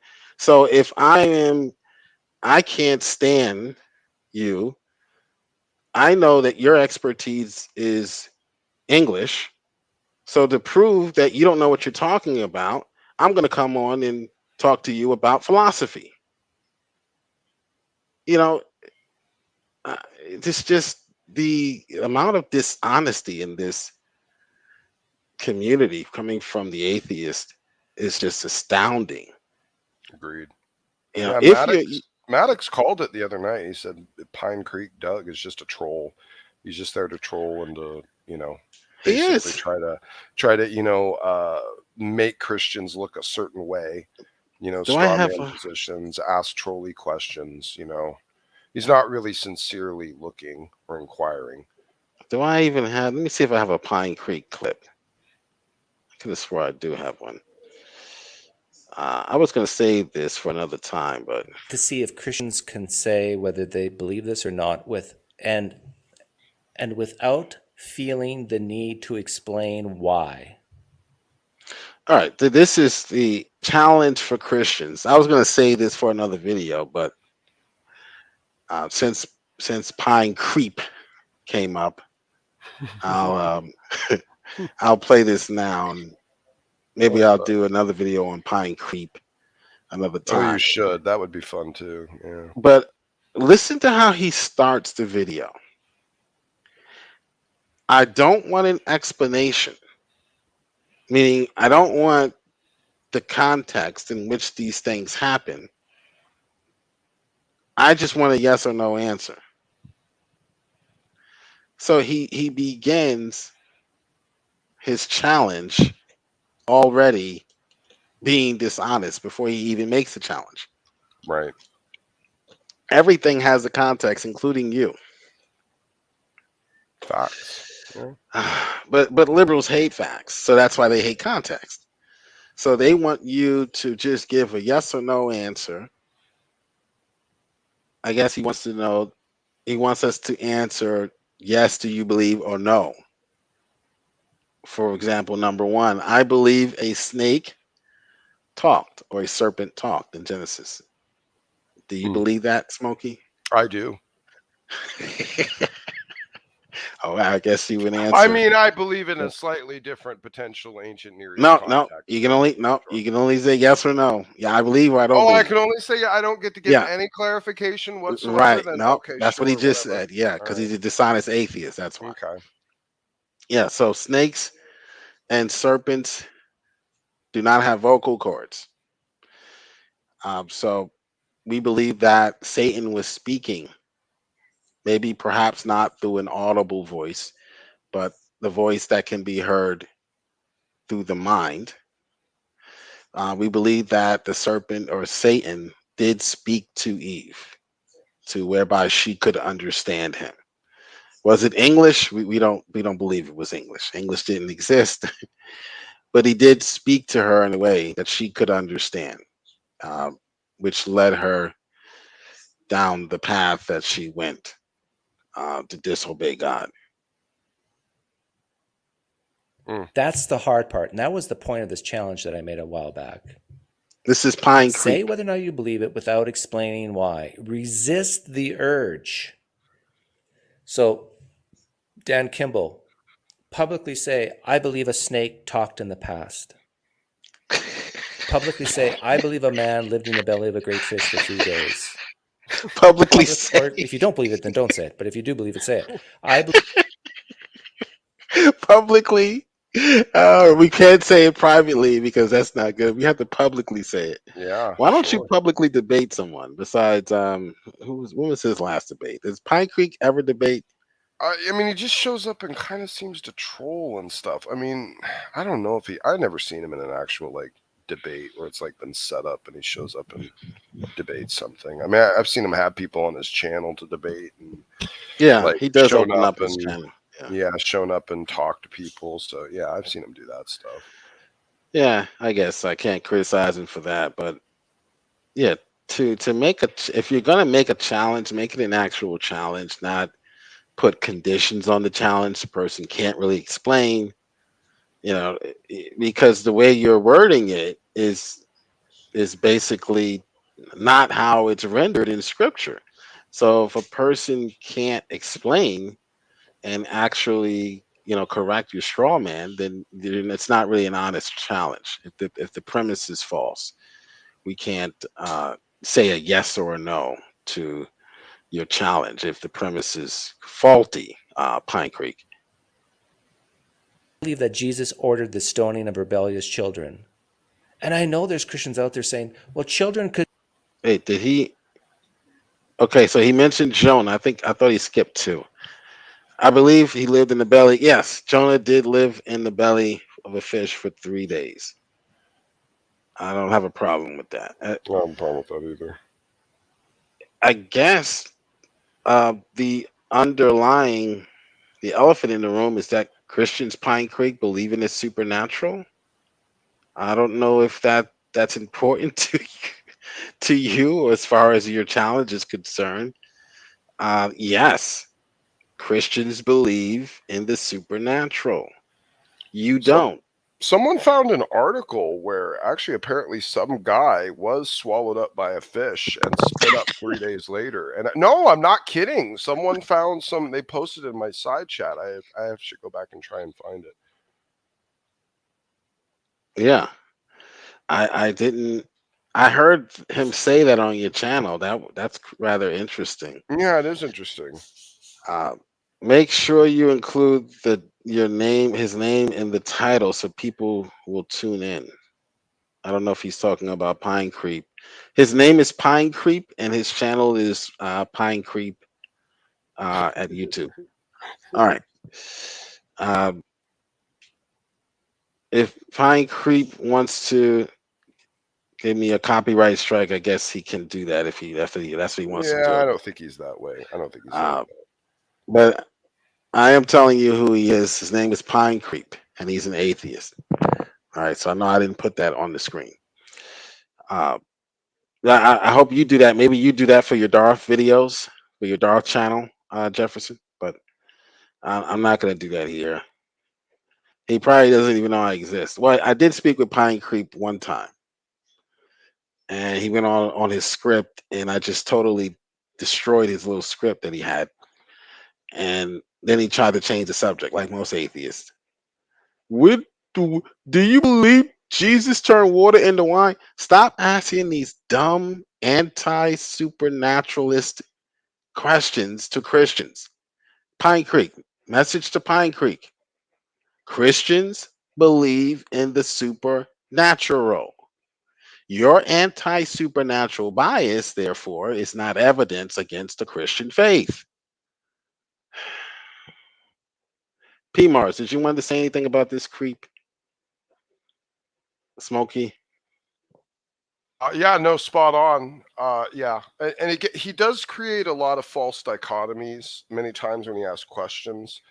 He does ignore nuance. He ignores context. He generally argues dishonestly. He presupposes many things into a hyper-Calvinist format without, conceding other points. He's inconsistent in his critique. He doesn't stick to any particular interpretation or frame of reference of the Christian worldview. He jumps all over the place. He engages in hyper-wooden literalism. Just everything fallacious that an atheist could possibly do to be particularly uncharitable to the text he employs. It doesn't have the look of any type of honest inquiry to me. In other words, his whole shtick is finding ways to make fun of straw man Christianity, and then turn around and present it to his idiotic clapping seal audience, or the low hanging fruit. The low hanging fruit. Yeah. Don't forget, they'll quickly hop on those channels. Oh yeah, for sure. So in other words, he's an atheist. Why the hell is he always going to Maddox's channel to talk theology? What the hell? Seriously, Maddox sits there and constantly argues science and code theory and stuff like that. That's Why what are I you was going bringing up there to argue theology? Come to my channel, Doug. It's the thing I mainly talk about. But isn't that what I was saying about the precept versus the evidentialist?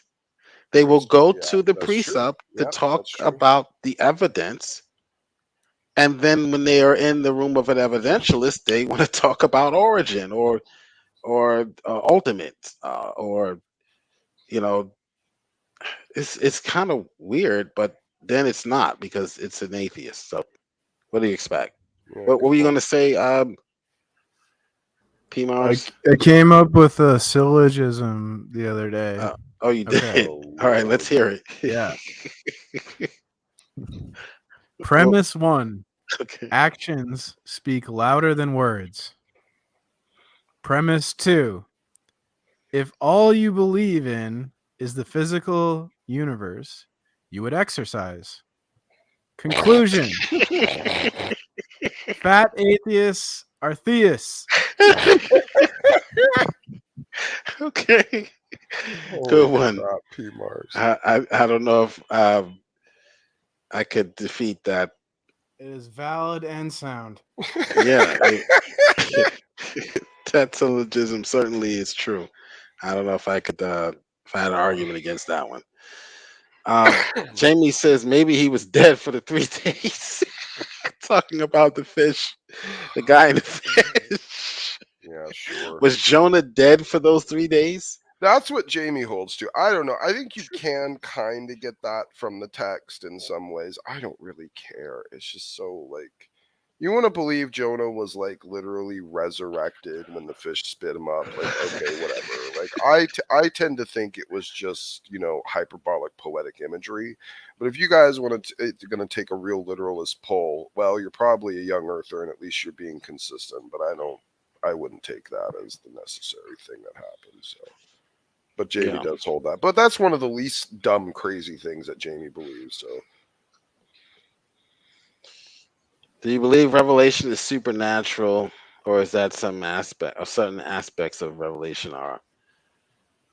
Well, the vision that John was given was supernatural. So, but the things that are foretold were things that are going to, we believe, come to fruition in real history and real evidence. So I don't know. This entire argument that there's a dichotomy, it's a false dichotomy between literalism and figurative reading of scripture would be laughed out of every English academic hall on the planet. No one, you wouldn't dare come up to an English professor and say, with Shakespeare's Hamlet, and say, should I read this literally or figuratively? They would look at you like you had 3 heads. So I don't understand this approach when it comes to scripture, that you have to either read it literally or figuratively. There are cases in which the Bible uses genres, and there are cases in which they're just telling you who was ruling under Tiberius, under Pontius Pilate, or whatever the case may be. I may be mixing up my kings and rulers and tributaries, but there are historical events, and then there are times in which the Bible employs genre, like hyperbole, like right, because it's made up of symbolism. multiple. It's made up of more than one book, right? And most of the books I would say are history books, but a lot of them are poetic. So they conflate the history and the poetic parts. Right. And then you can write a historical narrative that's interlaced with Hebrew idiom. I can write a historical narrative about 9/11 using poetry, right? And be just as accurate, probably even more accurate than CNN or MSNBC. But I'm using hyperbole, I'm using symbolism. I may cast Obama as the snake. I may cast Giuliani as the hero, or some other sort of heroic figure besides himself. But I'm still telling you an accurate story about what happened on 9/11. So I don't understand this approach. Do you take the Bible literally? What kind of a question is that?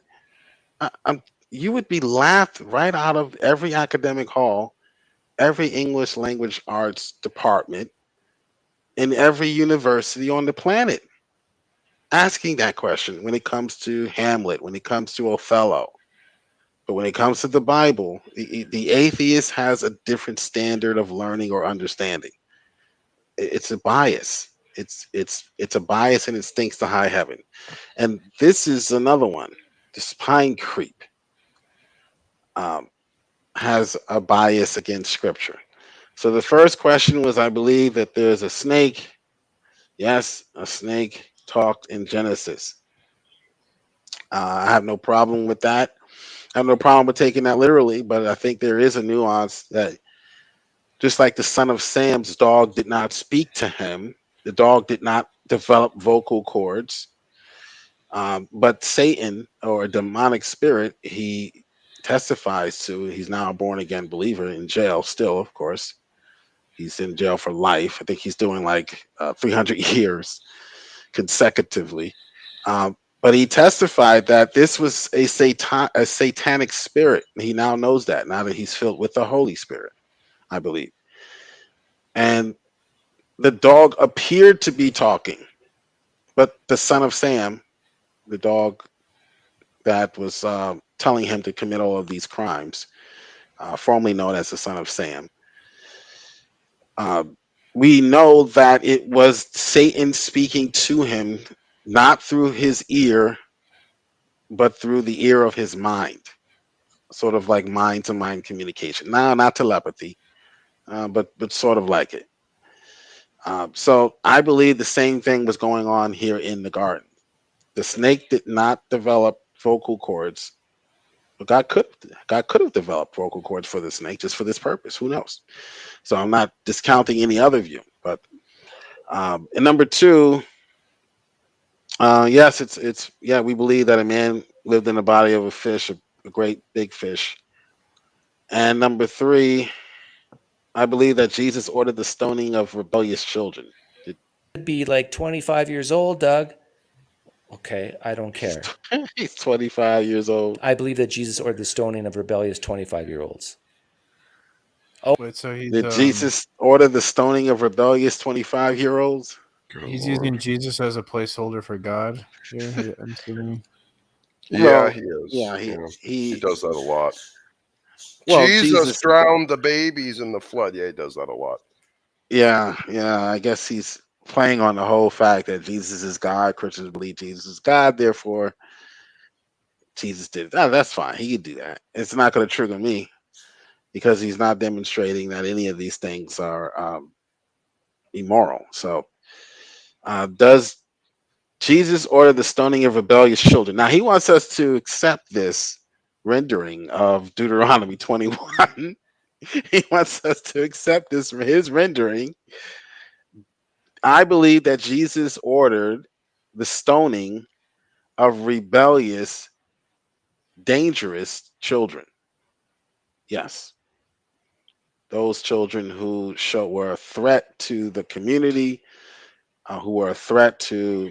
Could you imagine the nightmare if you were a owner or a master of a household and you had a son and he was exactly as the Bible described him and he was going to be your bequeathed heir, and the son is evil, he's rebellious, he's a drunkard, he reviles his parents, he reviles his household, and the parents perhaps even raped a couple of sisters and nieces, and and then this person is going to be left to bequeath the household.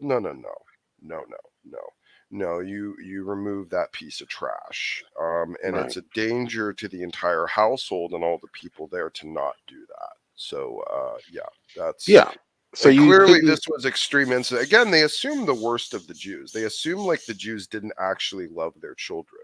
Of course they did. This is clearly a law to be applied in extreme instances where there is a lot on the line being presented here of a social and cultural level. Right. So rebellious here doesn't mean that they're throwing a temper tantrum in the Walmart. Yeah, if that was the case, then the Jews would have never survived. They would have murdered all their children. Come on, be realistic here. Exactly. P-Mars, anything on this number 3? Stoning of the rebellious children. I gotta grab a beverage. I'll be right back, Joe. Okay.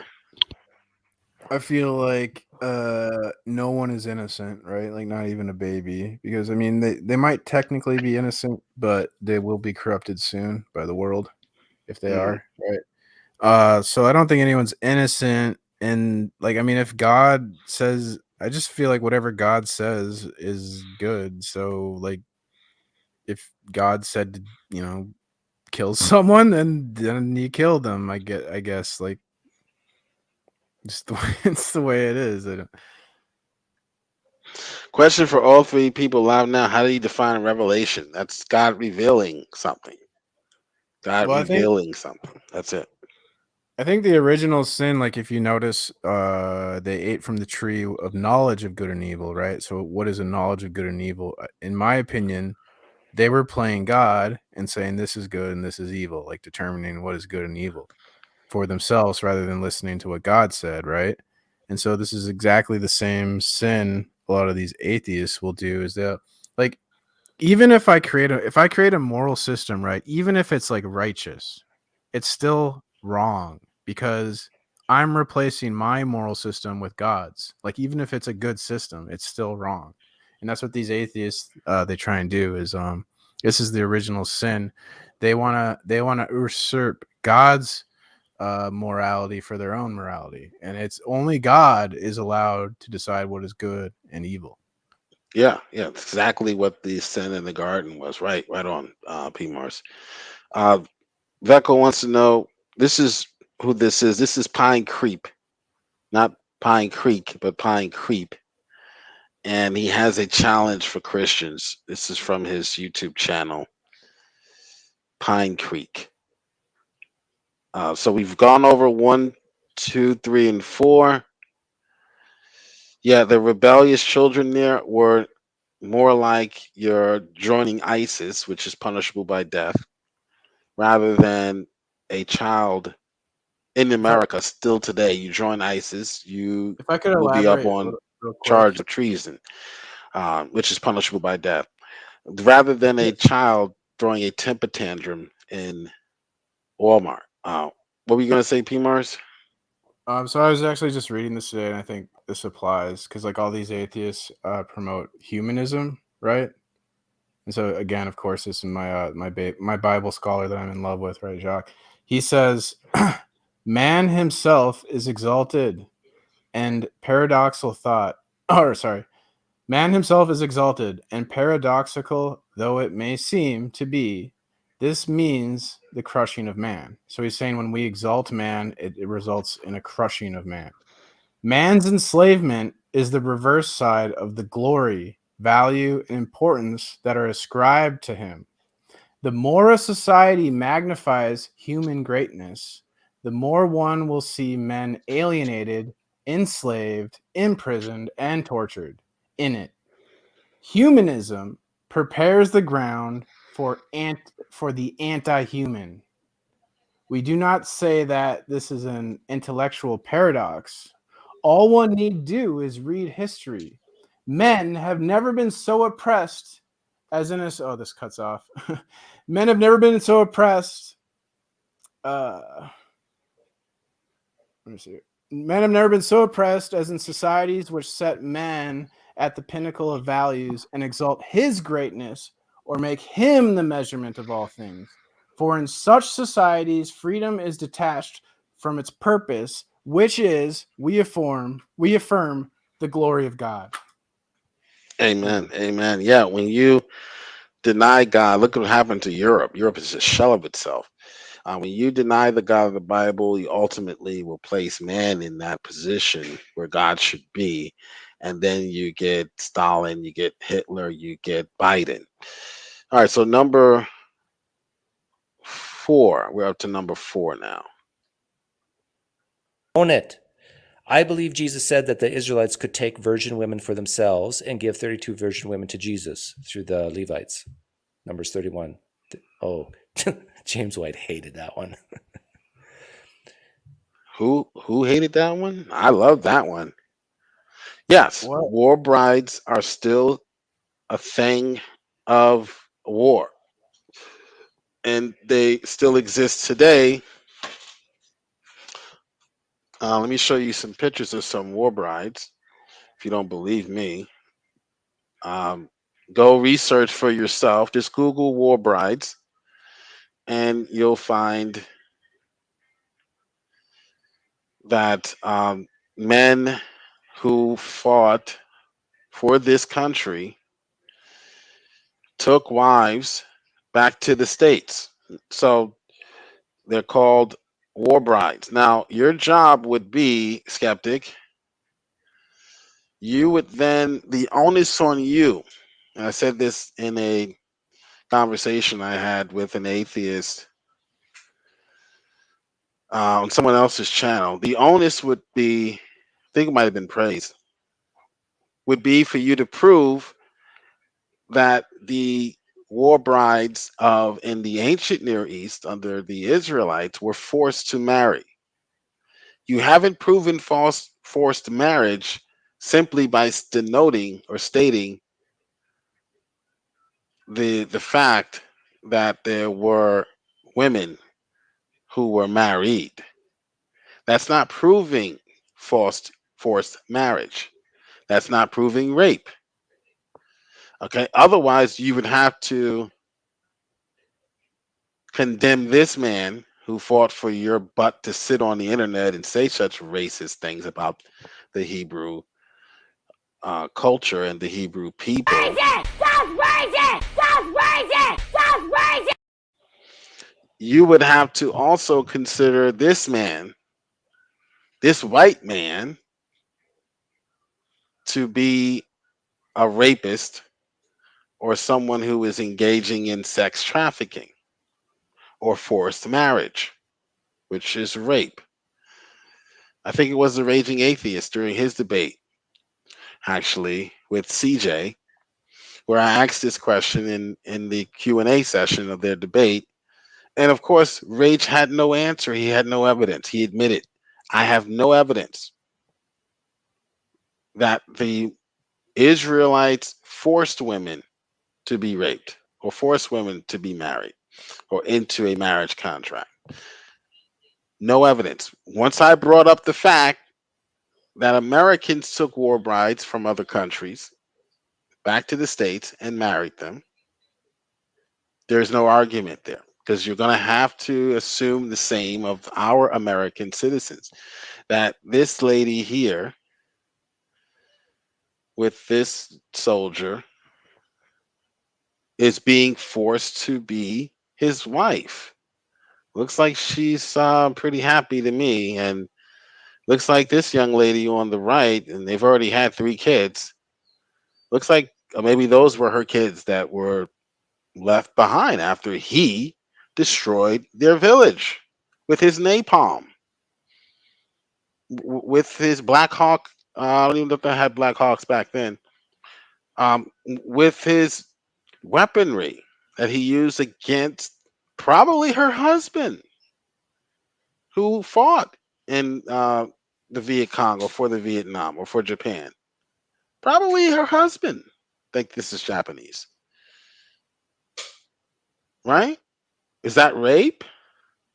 But when the Hebrews do it, it's rape. No. Raise it! Just raise it! That's racist. That's racist. When the Hebrews do this, when the Hebrews take war brides, look pretty happy to me, except for this one right here. I don't know if she's just not ready for the camera. When the Hebrews do it, it's slavery, it's rape. When white people do it, oh well. Are you talking about the Japanese servicemen banging all the Japanese girls? I mean, the American servicemen? No, marrying. Okay, marrying. All right, that might come later. The Japanese men are actually really pissed off at the women for betraying them. Oh yeah, I bet. Yeah, but the point is that they were not forced. Okay, the servicemen. Well, I'm sure some of them did force themselves, but the point is that the law, the Mosaic law, did not allow you to force yourself onto anyone. Even during times of war, you had to take her hand in marriage. You could not force her to be married. So if you're going to make that argument, Pine Creek, you need to demonstrate. If you believe that the Bible is the inerrant, inspired word of God. Yeah, we do. If you believe that this here, number 4, is immoral, you must prove that the virgins were forced to be married. Okay. So you could put take in quotations there, but that doesn't define the word for us. You could take wives, just like you could take wives in Vietnam as well. Well, that's actually a good comparison. Just state whether or not you believe that Yahweh, Jesus, asked for 32 virgin women for themselves through the priests.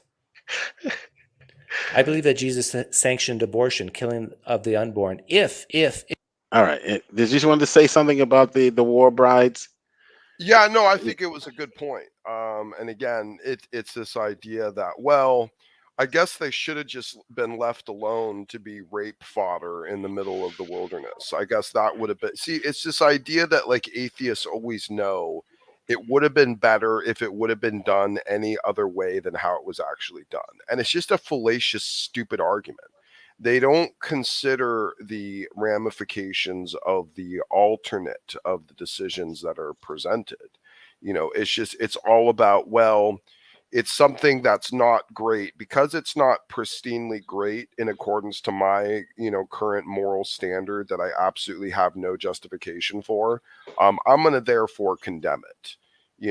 And again, the idea that these women would have not wanted to have been taken as wives again in a culture that was finally going to actually value them shows that you guys have no appreciation nor consideration for their cultural norms or the desires of the people at the time for what they ultimately considered and valued as their highest pursuit of happiness. You guys want to rewrite that. The atheists want to rewrite what an ancient Near East person should desire to be happy. They want to rewrite it. They want to transpose their cultural perspectives back on those people at the time back then and say, no, you need to pursue happiness the way I tell you you should be pursuing happiness. And they're looking at him like, I just want to be married into a good family. No, you have to want to go and study, I don't know, stem cells or some crap. And become an independent Chinese woman, Japanese woman with 3 kids. Exactly. It's just they transpose their on the idea, welfare state. Yeah, they transpose their idea of the pursuit of happiness on people who do not relate that way nor view the world that way. It's very evil. It's very bigoted. It's very ethnocentrist. It's very presentist. And it's the type of ground that atheists stand on. This ground of ignorance and immoral hypocrisy. It's very racist also. No, it wouldn't be better, Jefferson. That's a stupid question. No, it wouldn't be better. It would be worse. Not only would you have the Jews being incapable of competing in the common economy of the time, you would have made it a burden to the people in the area. You would have basically outlawed any potentiality of any contract of servitude. You would have hollowed out and taken the entire economic infrastructure while you're claiming to be a caring, loving God that cares for people. And you'd be hollowing out their culture and their economy and leaving them with what? Nothing. And that's why you are evil, disgusting moron atheists who think that if you could have gone back in time and stepped into God's shoes, that you would have somehow given rules and laws of sociological free will that would have ended up panning out better than what God gave. You're a bunch of bombastic, arrogant idiots. They would have turned it into Chicago or LA. That's what they would have done. There you go. There you go. To have a bunch of liberals running the place. Did you hear about the new Chicago law, which says if you are attacking another gang member, it's not going to be considered murder or assault or an offense? Basically, you think I'm joking? You can't live. You think I'm joking, right? Go ahead and look it up for me. I'm serious. If you live in urban centers, you need to I'm telling you, this is like signs of like judgment coming. Like these urban liberal Democrat centers are just going to turn into murder zones. I'm telling you. So let me just to clarify. I'll have to look it up, and I'll do a video on it. If it is found that you're in a shootout with rival gang members, meaning you weren't just shooting at someone walking down the street who's not in a gang or robbing someone. If it's your domain, they call it, like if you're in your turf or you go to a neutral battle zone and you both decide, sort of like a duel. Remember that? I challenge you to a duel. only they turned and shot at each other, and everybody else, were not in the crossfire. The There were no morality isn't 6-year-old children in relative. the crossfire. Jefferson, you're an idiot. The morality isn't relative. The application of it is. That's what you don't get. That's why ancient Hebrew servitude systems were paramount, better than anything else that has ever existed to any contemporary at any point in time, because it was founded upon true objective morality. Its application applied to an ancient Near East context, just like its application applies to us today in our modern context. You're being a moron, Jefferson. Well, the morality itself is not relative. Well, just ignore Jefferson until he proves Idiot. involuntary. Until he proves Come in the involuntary, he's not coming. He's not coming. Until he proves involuntary servitude, there's no reason engaging, because he's coming in assuming that that's what the text is promoting when it's not. So he's already coming into the conversation with the presupposition, forcing onto the text one that is not present in the text. So until you deal with the fact that these people were here voluntarily and they wanted to work, I really don't care to argue the minutia. Doesn't matter to me what the terms are. It doesn't matter to me how many years they were a slave. You hear Dr. Josh say, "Well, some of the ancient Near Eastern slavery laws were better because it was only 3 years instead of 6." This slavery Dumbest thing I've ever heard in my life. That should be the dumb comment of the week. This was basically their welfare system, right? Yes. So this would be the equivalent of someone 2,000 years from now shitting on people getting food stamps and government assistance. Exactly. What the fuck is wrong with you, Jefferson? Exactly. So Dr. Josh will argue, well, in some ways, I'll debate you, Jefferson. I'll debate you. Praise is offering there. I'll debate you and I will destroy you. I will make you an example of what stupid atheists are when they try to critique ancient moral laws. I'll happily use you as a freaking medium, as a canvas to paint how stupid atheists are when they critique this stuff, Jefferson. I'll do it. Oh yeah, he's not going to debate. So here's Dr. Josh will say with the 3 years, they had 3 years instead of 6, right? So therefore, the Code of Hammurabi, for example, was better. But I would rather work 20 years for a Hebrew than 1 year for a Midianite. Or you kidding me? So you're going to use the number of years as the deciding factor as to which system was more moral? The 3 extra years that the humanity, the 3 extra years. The only reason the wealthy people had an interest in the poor was due to the slave system. If you were to free all those people, you would be condemning them, because there would be no reason for the wealthy people to take care of them at that point, and they would just fucking They'd die be on their own. You would out destroy the them. wilderness with no food and no clothing and no Calling shelter for their freedom and no nothing. would destroy them. Yes, it would. It would be evil and cruel and heartless and awful. He argues sort of like some of the hardline conservatives, which want to get rid of welfare. PMAR's made a very good point. I feel like PMAR stole that point from me, but that's okay. It's still a really good point. So if it makes people happy, and see, this is why I said what I said earlier. I got it from an article, actually, but I think you've made it. Yeah. Smokey's made that point. Praise has made that point. Even G-Man has made that argument. But this is what I was speaking about earlier, this comment here, and I'm going to get to the rest of the comments. So if it makes a person happy, if it makes people happy, is that why we're saying it's moral? You see, he's still ignoring the distinction between a voluntary service, an act of voluntary or volition of the will, and one that is forced. The reason why it's moral, Jefferson Spatchcock, is because she's not being forced to marry, not because she's happy or she's smiling.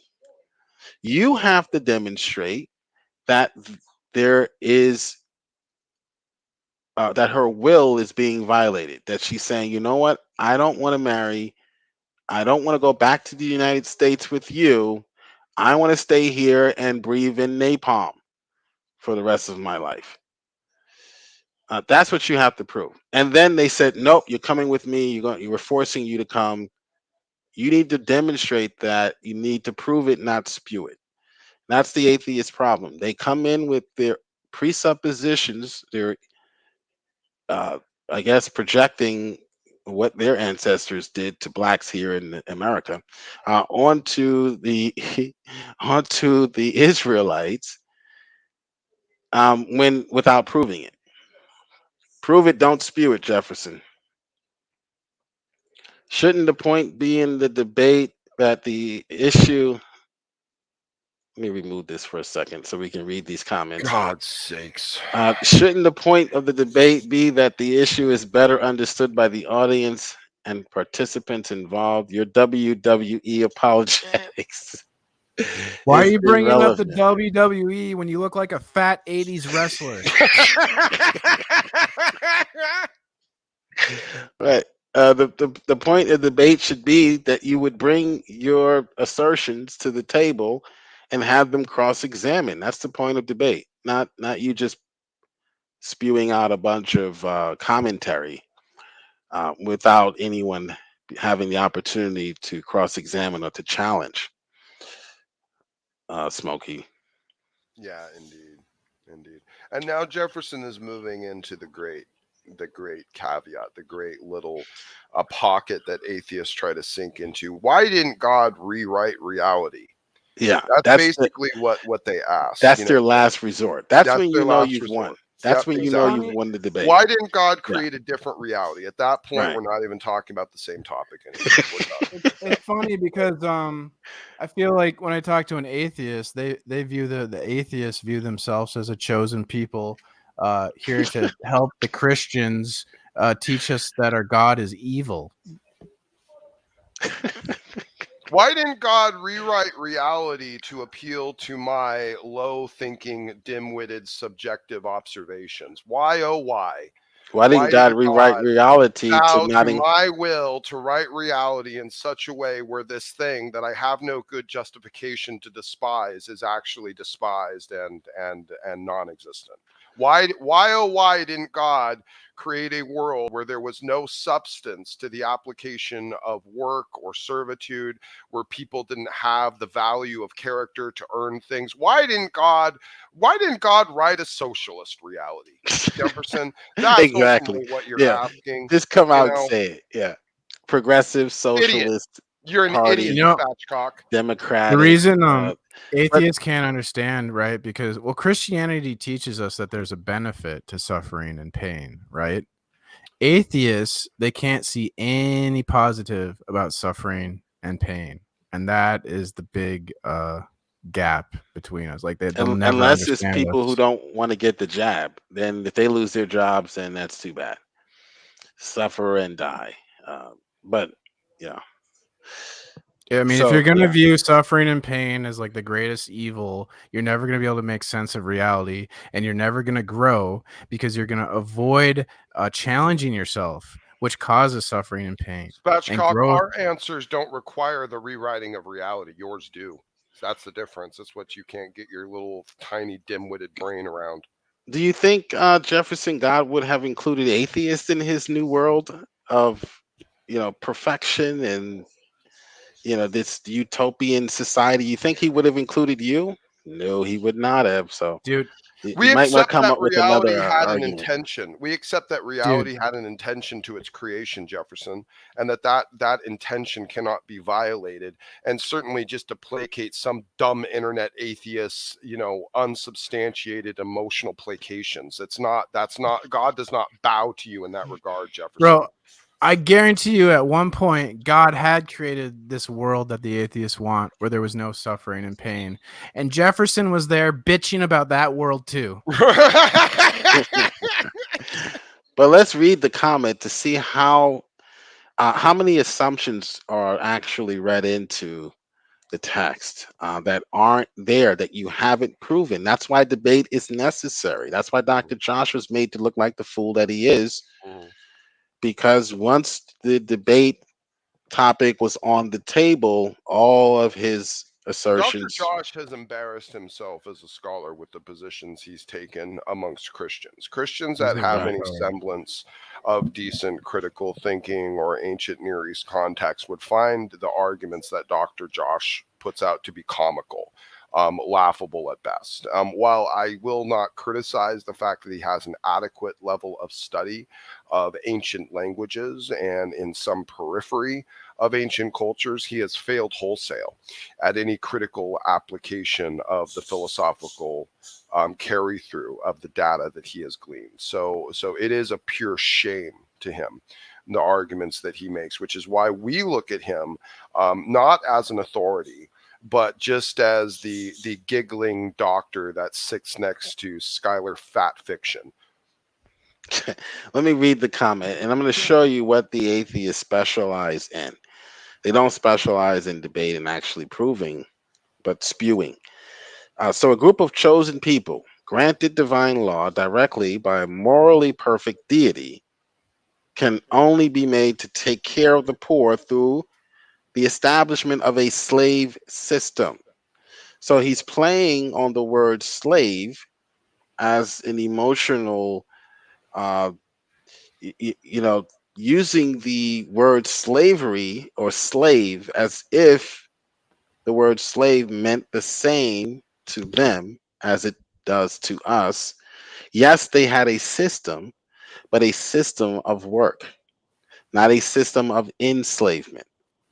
So the word slave there is put into the comment in order to drive you, if you're not aware, to an emotional state of the beta male liberal that he lives in constantly.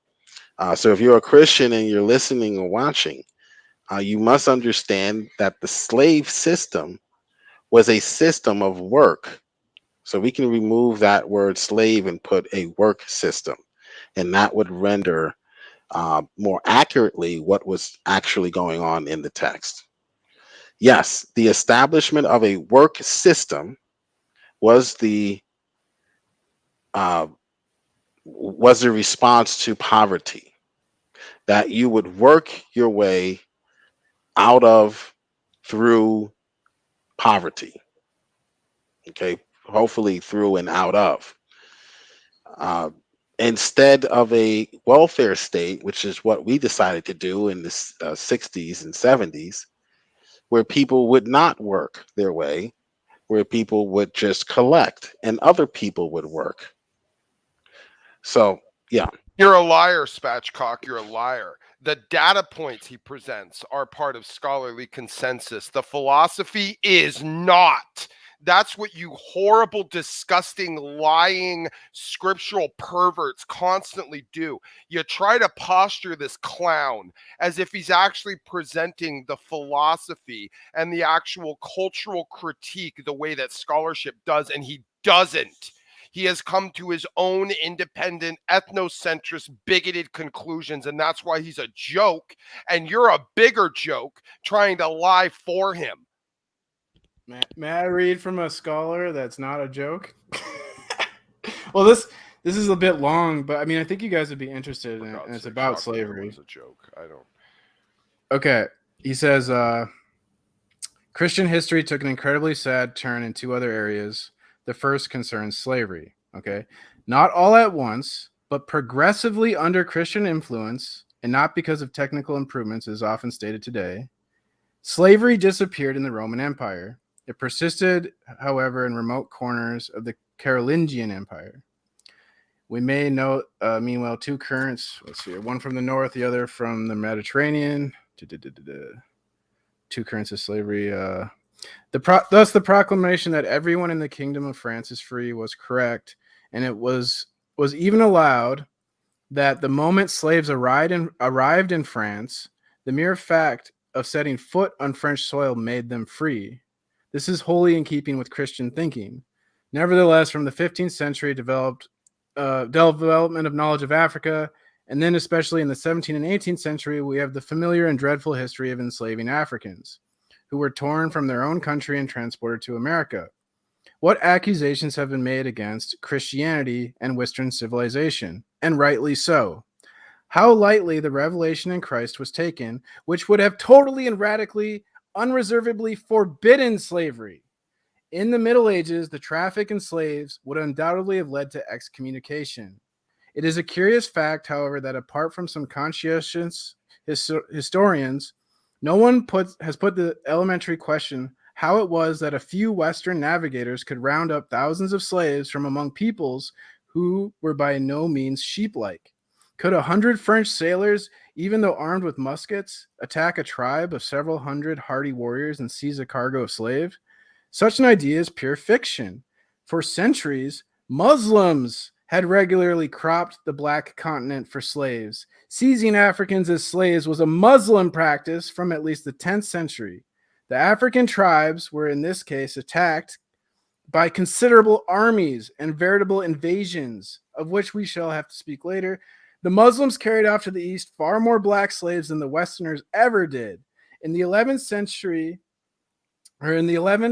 15 great slave markets were set up by Arabs in black Africa. In the east, they extended as far across as from Madagascar, and in the west as far as the Niger. Slaves were the main item of Muslim trade from the 10th century to the 15th. Furthermore, the Muslims began to use political methods by which Western merchants profited. They played off African chiefs against one another in such a way that a chief would take prisoners from neighboring tribes and then sell them to the Arab merchants. It was by following this practice, which had been established for many centuries, that Western sailors obtained slaves so easily. Naturally, the reality itself is terrible and anti-Christian, but we see here the direct influence of Islam on the practice of Westerners who were Christian in only name. One should also remember that, as the United Nations has pointed out, that trading in black slaves by Arab merchants still goes on in countries around the Gulf of Oman. So there you have it. You blaming Christianity. You should look at the Muslims, the dirty terrorist Muslims. What's going on, Jamie? Hey, good day, y'all. I think. Boy, we're about to hear how slavery is okay because soul sleep. Go ahead, Jamie.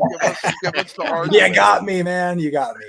No, I was just gonna say, well, I don't want to derail that. It's kind of related, but the sense of, have you guys ever considered if the Reformation hadn't occurred, like how people would have, how history would have gone, considering the Bible, like, because there's a big part of the Bible spreading because of them translating it into all the different languages, right?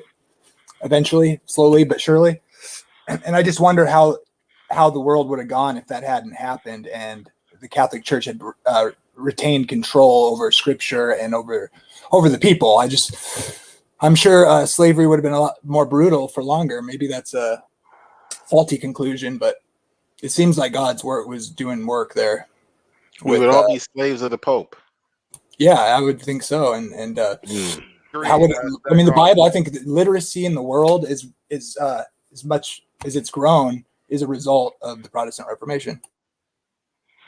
I agree that the Protestant Reformation was certainly being used by the Holy Spirit and certainly is part of his work to help preserve and promote truth.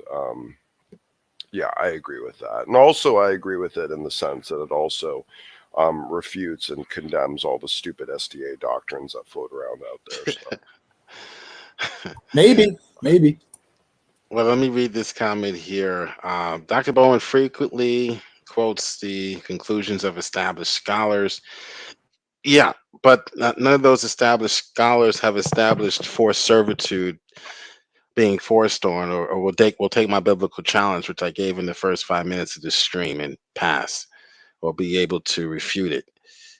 They're not establishing that the Eved according to Hebrew law and the Hebrew system of work, that the Eved is being forced. They haven't established that, other than in the cases that we would force people to be confined today. None of your scholars say that. Not Dr. Josh, not any liberal scholar. They may suggest that, as you did with your quotes, as you did with your comments. Great point. You can suggest that this is slavery as we would know it today by using the word slave and using the word purchased or using the term slave system. That's all liberal scholars are doing. They're not able to go into the text and prove that the slave there is there against his will, or that there is enslavement going on, that there are of or gangs of taskmasters like the Midianites would hold or would have, going around looking for people like Boko Haram, for example, to force into servitude against their will. That's what your scholars can't prove. That's what they don't want to debate. They want to debate the minutia. They want to debate the details. How many different types of slaves were there? How many? What were the rules? What about the Jubilee year?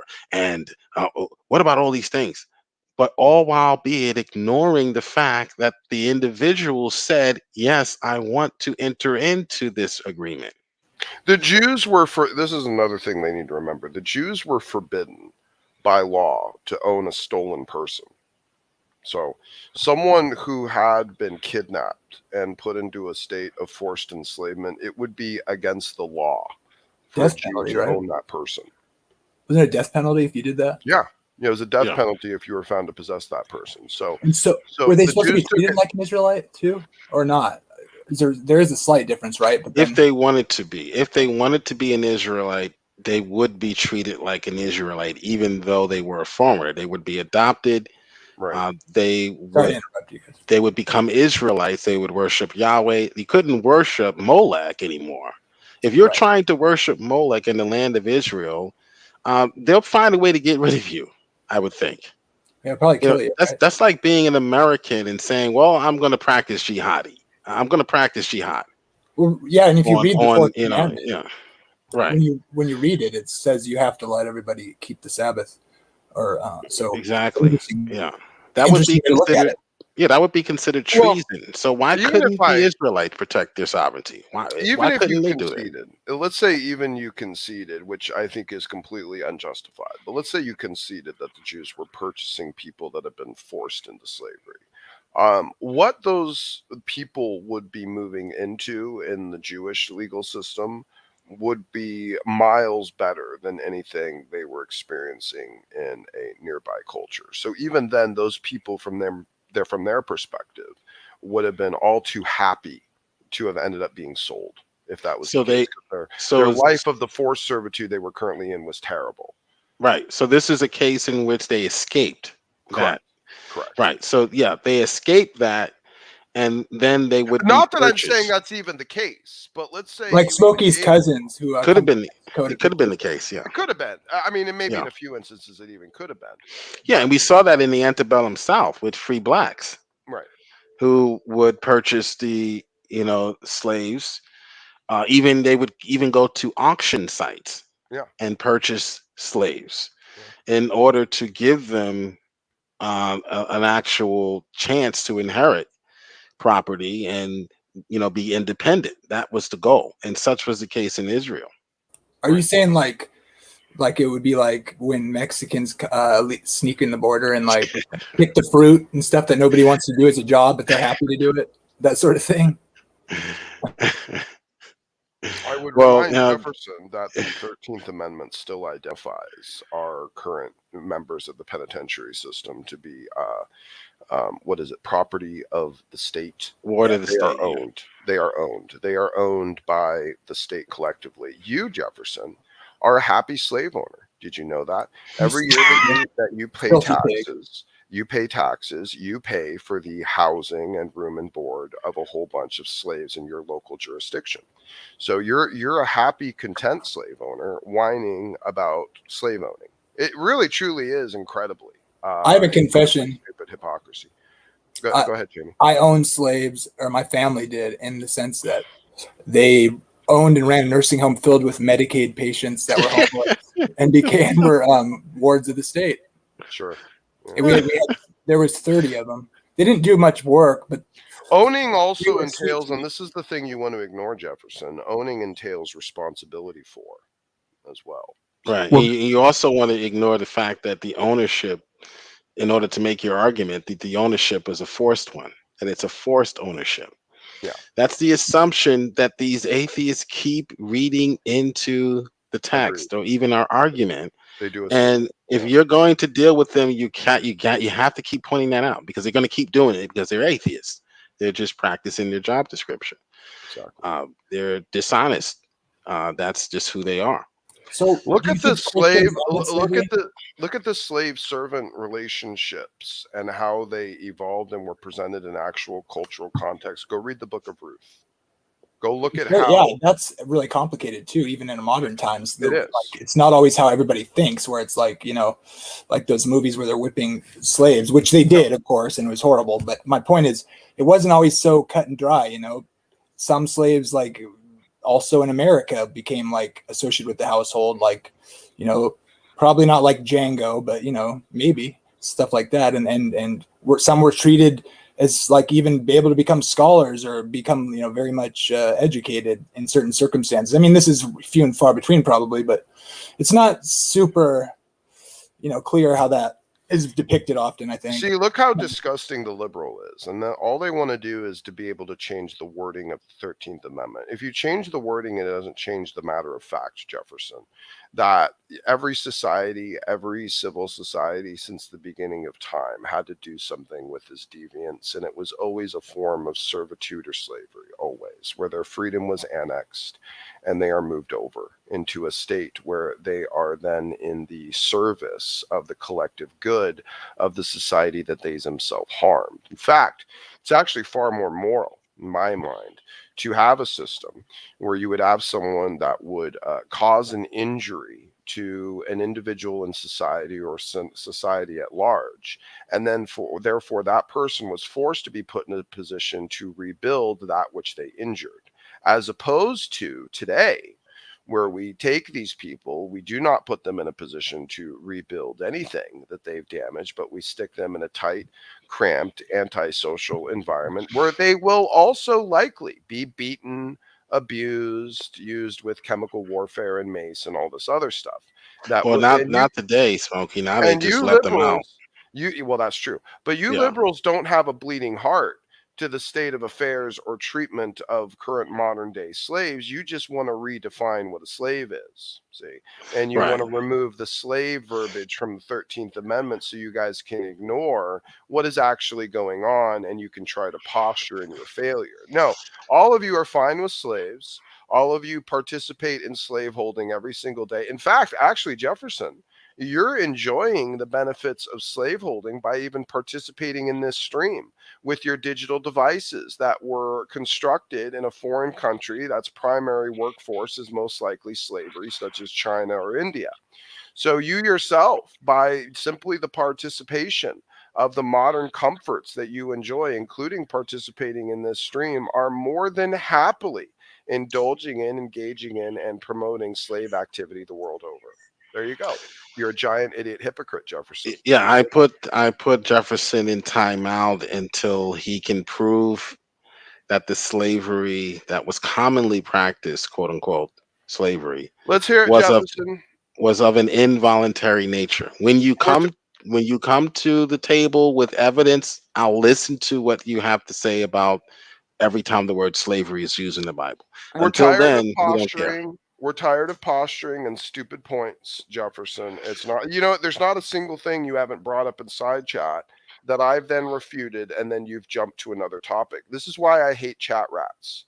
You know what? When they come in the room, you can keep them on point.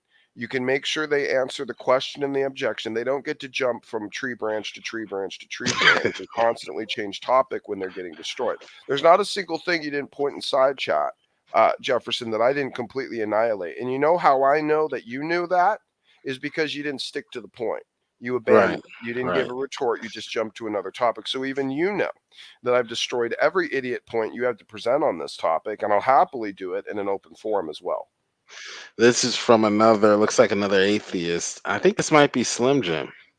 Do Christians hold that slavery is moral in the current year? Sure, so do you, as I just made a point of. Yeah, so again, this is another atheist liberal. Servitude is not the issue. Contracts with people is not the issue. Treatment, human decency, this is the issue. This is what you people constantly ignore, but it's your own metric. What does it matter if you own someone but you're good to them? Right. Ultimately, And they want to be owned. Ultimately, all anyone cares about is how decent people are to each other. And you know what? Only inside the Christian paradigm do you get the instruction to love someone else as you love yourself. For slave masters to be good to their slaves, for slaves to be good to their masters, to treat each other with dignity and respect. And that is the highest function. It has nothing to do with your particular socioeconomic status. It has to do with what you do with what you're given and how you treat those around you. You guys focus on the minutia of the relationship and don't focus on the true things that matters, you disgusting hypocrites. You're the ones that say it's ultimately important how people treat each other. And here we are saying exactly that. The minutia of the contract in the relationship is completely irrelevant. Exactly. Slavery is not universally wrong. The relationship of slavery is wrong if there's abuse in it, just like any relationship. Technically, in Christianity, any person in your life could be an angel in disguise or something, right? So we're called on as Christians to basically treat other people as if it was Jesus himself. Yeah, good point. Good point. So yeah, Johnny, you would have to first define slavery, because slavery in the Bible was voluntary. It was something that was a choice. So if it is a choice, then yes, slavery also in Scripture could be a non-choice. But if that person is a criminal, we would say yes today, they don't have a choice. They should be held against their will. So you have to do more than just spew out the word slavery and hope to get an emotional response. That might work with the liberal, but that's not going to work here. This slavery accusation has to be the most dishonest one the atheists make. I think if you look at the granted, there were some rough periods with antebellum slavery, but overall, the history of Christianity versus slavery is good. It's on our side. It makes us look good. So, I'm not a delusional Christian. I'm not going to pretend like we're perfect or that the institutions of the church are flawless. I think there's lots of legitimate criticism that could be levied against Christianity, but you choose the most dishonest bullshit when you attack them for slavery. And why? There's so many more valid criticisms that are legitimate. Why do you have to go this dishonest route? I will never understand. Well, why don't you tell it? Why doesn't McGee tell us what he is? Well, I think he's not a Christian. He's hold not a on. Christian because he asked us as Christians, so he's not that. Well, and Jefferson McGee says he's not an atheist. That's Slim Jim. That's Slim Jim, Smokey. Oh, it's Slim Jim. Slim Jim, yeah. Oh, why didn't Slim Jim come in the room? Come on in, Slim Jim. Let's add the perspective of your Catholic cult on the idea of whether or not slavery is good. Come on in the room, bitch boy. Slim Jim is fighting for the atheist cause. He is. Of course he is. So I love Slim Jim because look how he identifies a Christian separate from himself. Look how he does that. He proves he knows he's not a Christian. Doesn't he prove, though? Doesn't he help to prove that Catholicism is not Christianity every time he opens up his mouth? You go. See, he says, "Do Christians?" Yeah, he knows he's not a Christian. You Christians? That motherfucker was defending the pedophiles in the Catholic Church. Shit. You Christians, says the Roman Catholic who sides with the atheist every opportunity he gets. G-Man is doing a series. I don't know if you guys are watching his channel. I tune in every now and Every then. once in a while. Every once in Yeah, a while. I tune in. and he's doing a series on the connection between Rome and atheism. I kind of stopped when he was going back on the whole I'm suing YouTube people. I kind of I got just exasperated and left. I'm like done with it. But I'm starting to G-Man is notice an that embarrassment, man. there's a bit of a trend or a pattern, at least from the Roman Catholics online, at least, that they seem to side with the atheists, and the atheists protect the Roman Catholic religion. They never attack. How many It's best-selling? only this guy, dude. It's only this guy. I don't see other Catholics acting like this. No. How many top-selling books that are attacking Catholicism? Can you name any? Can you name one? Coming from atheists, not other Christians who are criticizing the falsities of Roman Catholicism. Well, but from atheists love to atheists use or the left. atheists love to use Catholicism as a foothold to try and defeat Christianity, because Catholicism has done a whole lot of monstrous crap over the years. So I mean, they look at what Christianity is. No, Right. we don't recognize Yeah. any of that as Christian. They'll Nor call can you find an instruction anywhere in Scripture that would attribute the actions of inquisitionists or pagan state leaders. You would not find the instruction that they implemented. Yeah, they'll call it the atrocities. They'll call them Christian, but they'll never criticize the Roman Catholic Church specifically. Have you noticed that? Are there any top-selling books that are attacking Catholicism rather than Protestants or Protestants? Alex asked a question that we already answered. You can go back and watch it, about how monstrous it would be to just release a female out into the freedom of the wilderness and marauders and stuff. You can go back and watch that again. Just pay attention. Pay attention. Aren't you supposed to be like? Pay attention at the moral atrocity that would be to just release a woman free of the protection of her community into the world because her contract is up. Think of the evil nonsense. She got a PhD, Smokey. Oh yeah, she's gonna go study stem cells and play her Xbox in her room and stream to her buddies. Yeah, exactly. Sure. She's got a master's degree in a Benz. She can make it. People are dumbasses. She can make it on her own. How is it that the stupidity of atheists causes me to stumble? How is it that they can never point out like anything good we do, right? Like, I get it. They don't like it. They want us to change our minds or whatever. But if you're gonna honestly criticize someone, you might want to point out like one or two good things they did, once in a while, to be fair and balanced. They have no interest in being fair or no, yeah. There's no charitable critique. The attack here on Hitchens was on Mother Teresa and her pro-choice or her pro-abortion or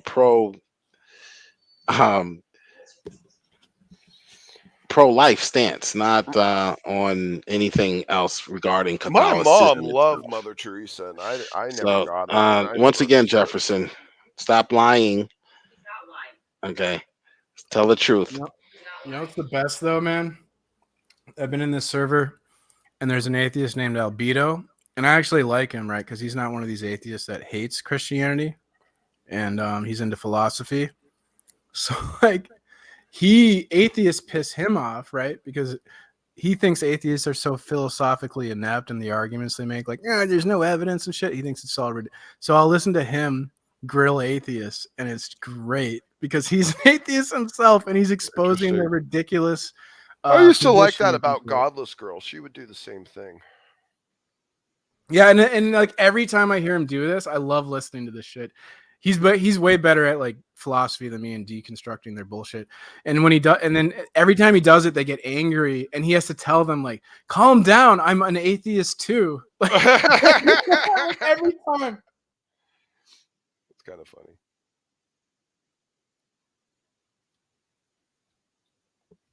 But yeah, they haven't really well thought out. Their criticisms are they're just parroting shit off YouTube, and they're not thinking about shit at all.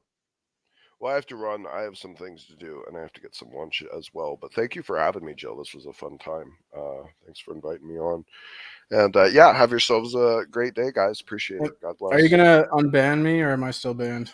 No, I think you're still banned for right now, PMARS. Once I have a reason to value your contribution to conversation, we'll move you back into rotation. But no, dude, you know what you did. You know what you did, and you were comfortable doing it, and you got triggered, and you let that take you to an extreme. And I would do it again. I believe that, and that's why you're going to stay banned. So there you go. So, all right, guys, have yourself a great day. Appreciate it. Take care. All right, see you, Smokey. I haven't All right, watched I'm gonna any of get his ready to shit. shut it down. Anyway, I haven't watched any of his shit since he banned me. And all right, well, hopefully he'll let you back on I after don't today. know. I think I'm better off without him. I'm doing more interesting shit. Like, he just talks about Nakasuchi all the time. It's boring. All right, I'll see you guys next week. I'm gonna get ready to shut it down. All right, God bless. Nice to see you, Jamie. I hope you're doing good. Nice to see you, Jamie. Hopefully, Praise will stop playing video games long enough for us to go back and. Well, he got demonetized, so now he's. Yeah, he's upset. He got demonetized. I guess. What did he do? What was he talking about? Dude, I knew he was going to get demonetized. You can't talk about vaccines. Yeah, that was it. I mean, it was inevitable. I don't think he understands YouTube very well. Yeah, you can't talk about certain things that they don't want you to talk about. It's not for even obvious worth it. reasons. Like I don't even care about monetization because it's like if you can't, you're so censored. Like I wouldn't even be able to do my show. It would not be fun. Yeah. All right, guys. I'll see you guys next time. I'm getting ready to lock it, shut it down. All right. And I just wanted to say a few things before I go here about slavery. The Bible does not promote slavery. It does not sanction slavery. It considers slavery to be a great evil. Hell yeah. Slavery, as we know it today, as we understand it to mean today. Exactly. The Bible denounces slavery as sin. The New Testament goes so far as to put slave traders, slave traffickers in the same category as murderers, adulterers, and homosexuals. Yeah, homosexuals, liars, and perverts. Okay. Slavery within an Old Testament context was sanctioned. And within an Old Testament context, that means that it's a voluntary servitude position due to economic realities rather than racial, sexual prejudices. Bankruptcy laws didn't exist. People would voluntarily, whether they be foreign or whether they be native born, they would voluntarily sell themselves into slavery. A craftsman, for example, could use his skills, his carpentry skills, masonry skills, what have you, to discharge a debt. Okay. Even a convicted thief could make restitution, meaning his sentence would be lessened if he worked by serving as a slave, as an evet. The liberating biblical truth is that all people are created by God with innate equality. Genesis chapter 1, Acts chapter 17, Galatians chapter 3. This is from Hank Hanegraaff, by the way. There is neither New or Jew nor Greek. There is neither slave nor free. There's neither male nor female, for you are all one in Christ Jesus. So Jesus is Lord. I'll see you next time. Repent or die, liberal. If you reject Christ, then the moment you take your first step through the gates of hell, the only thing you will hear is all of creation standing to its feet and applauding and praising God because God has rid the earth of you.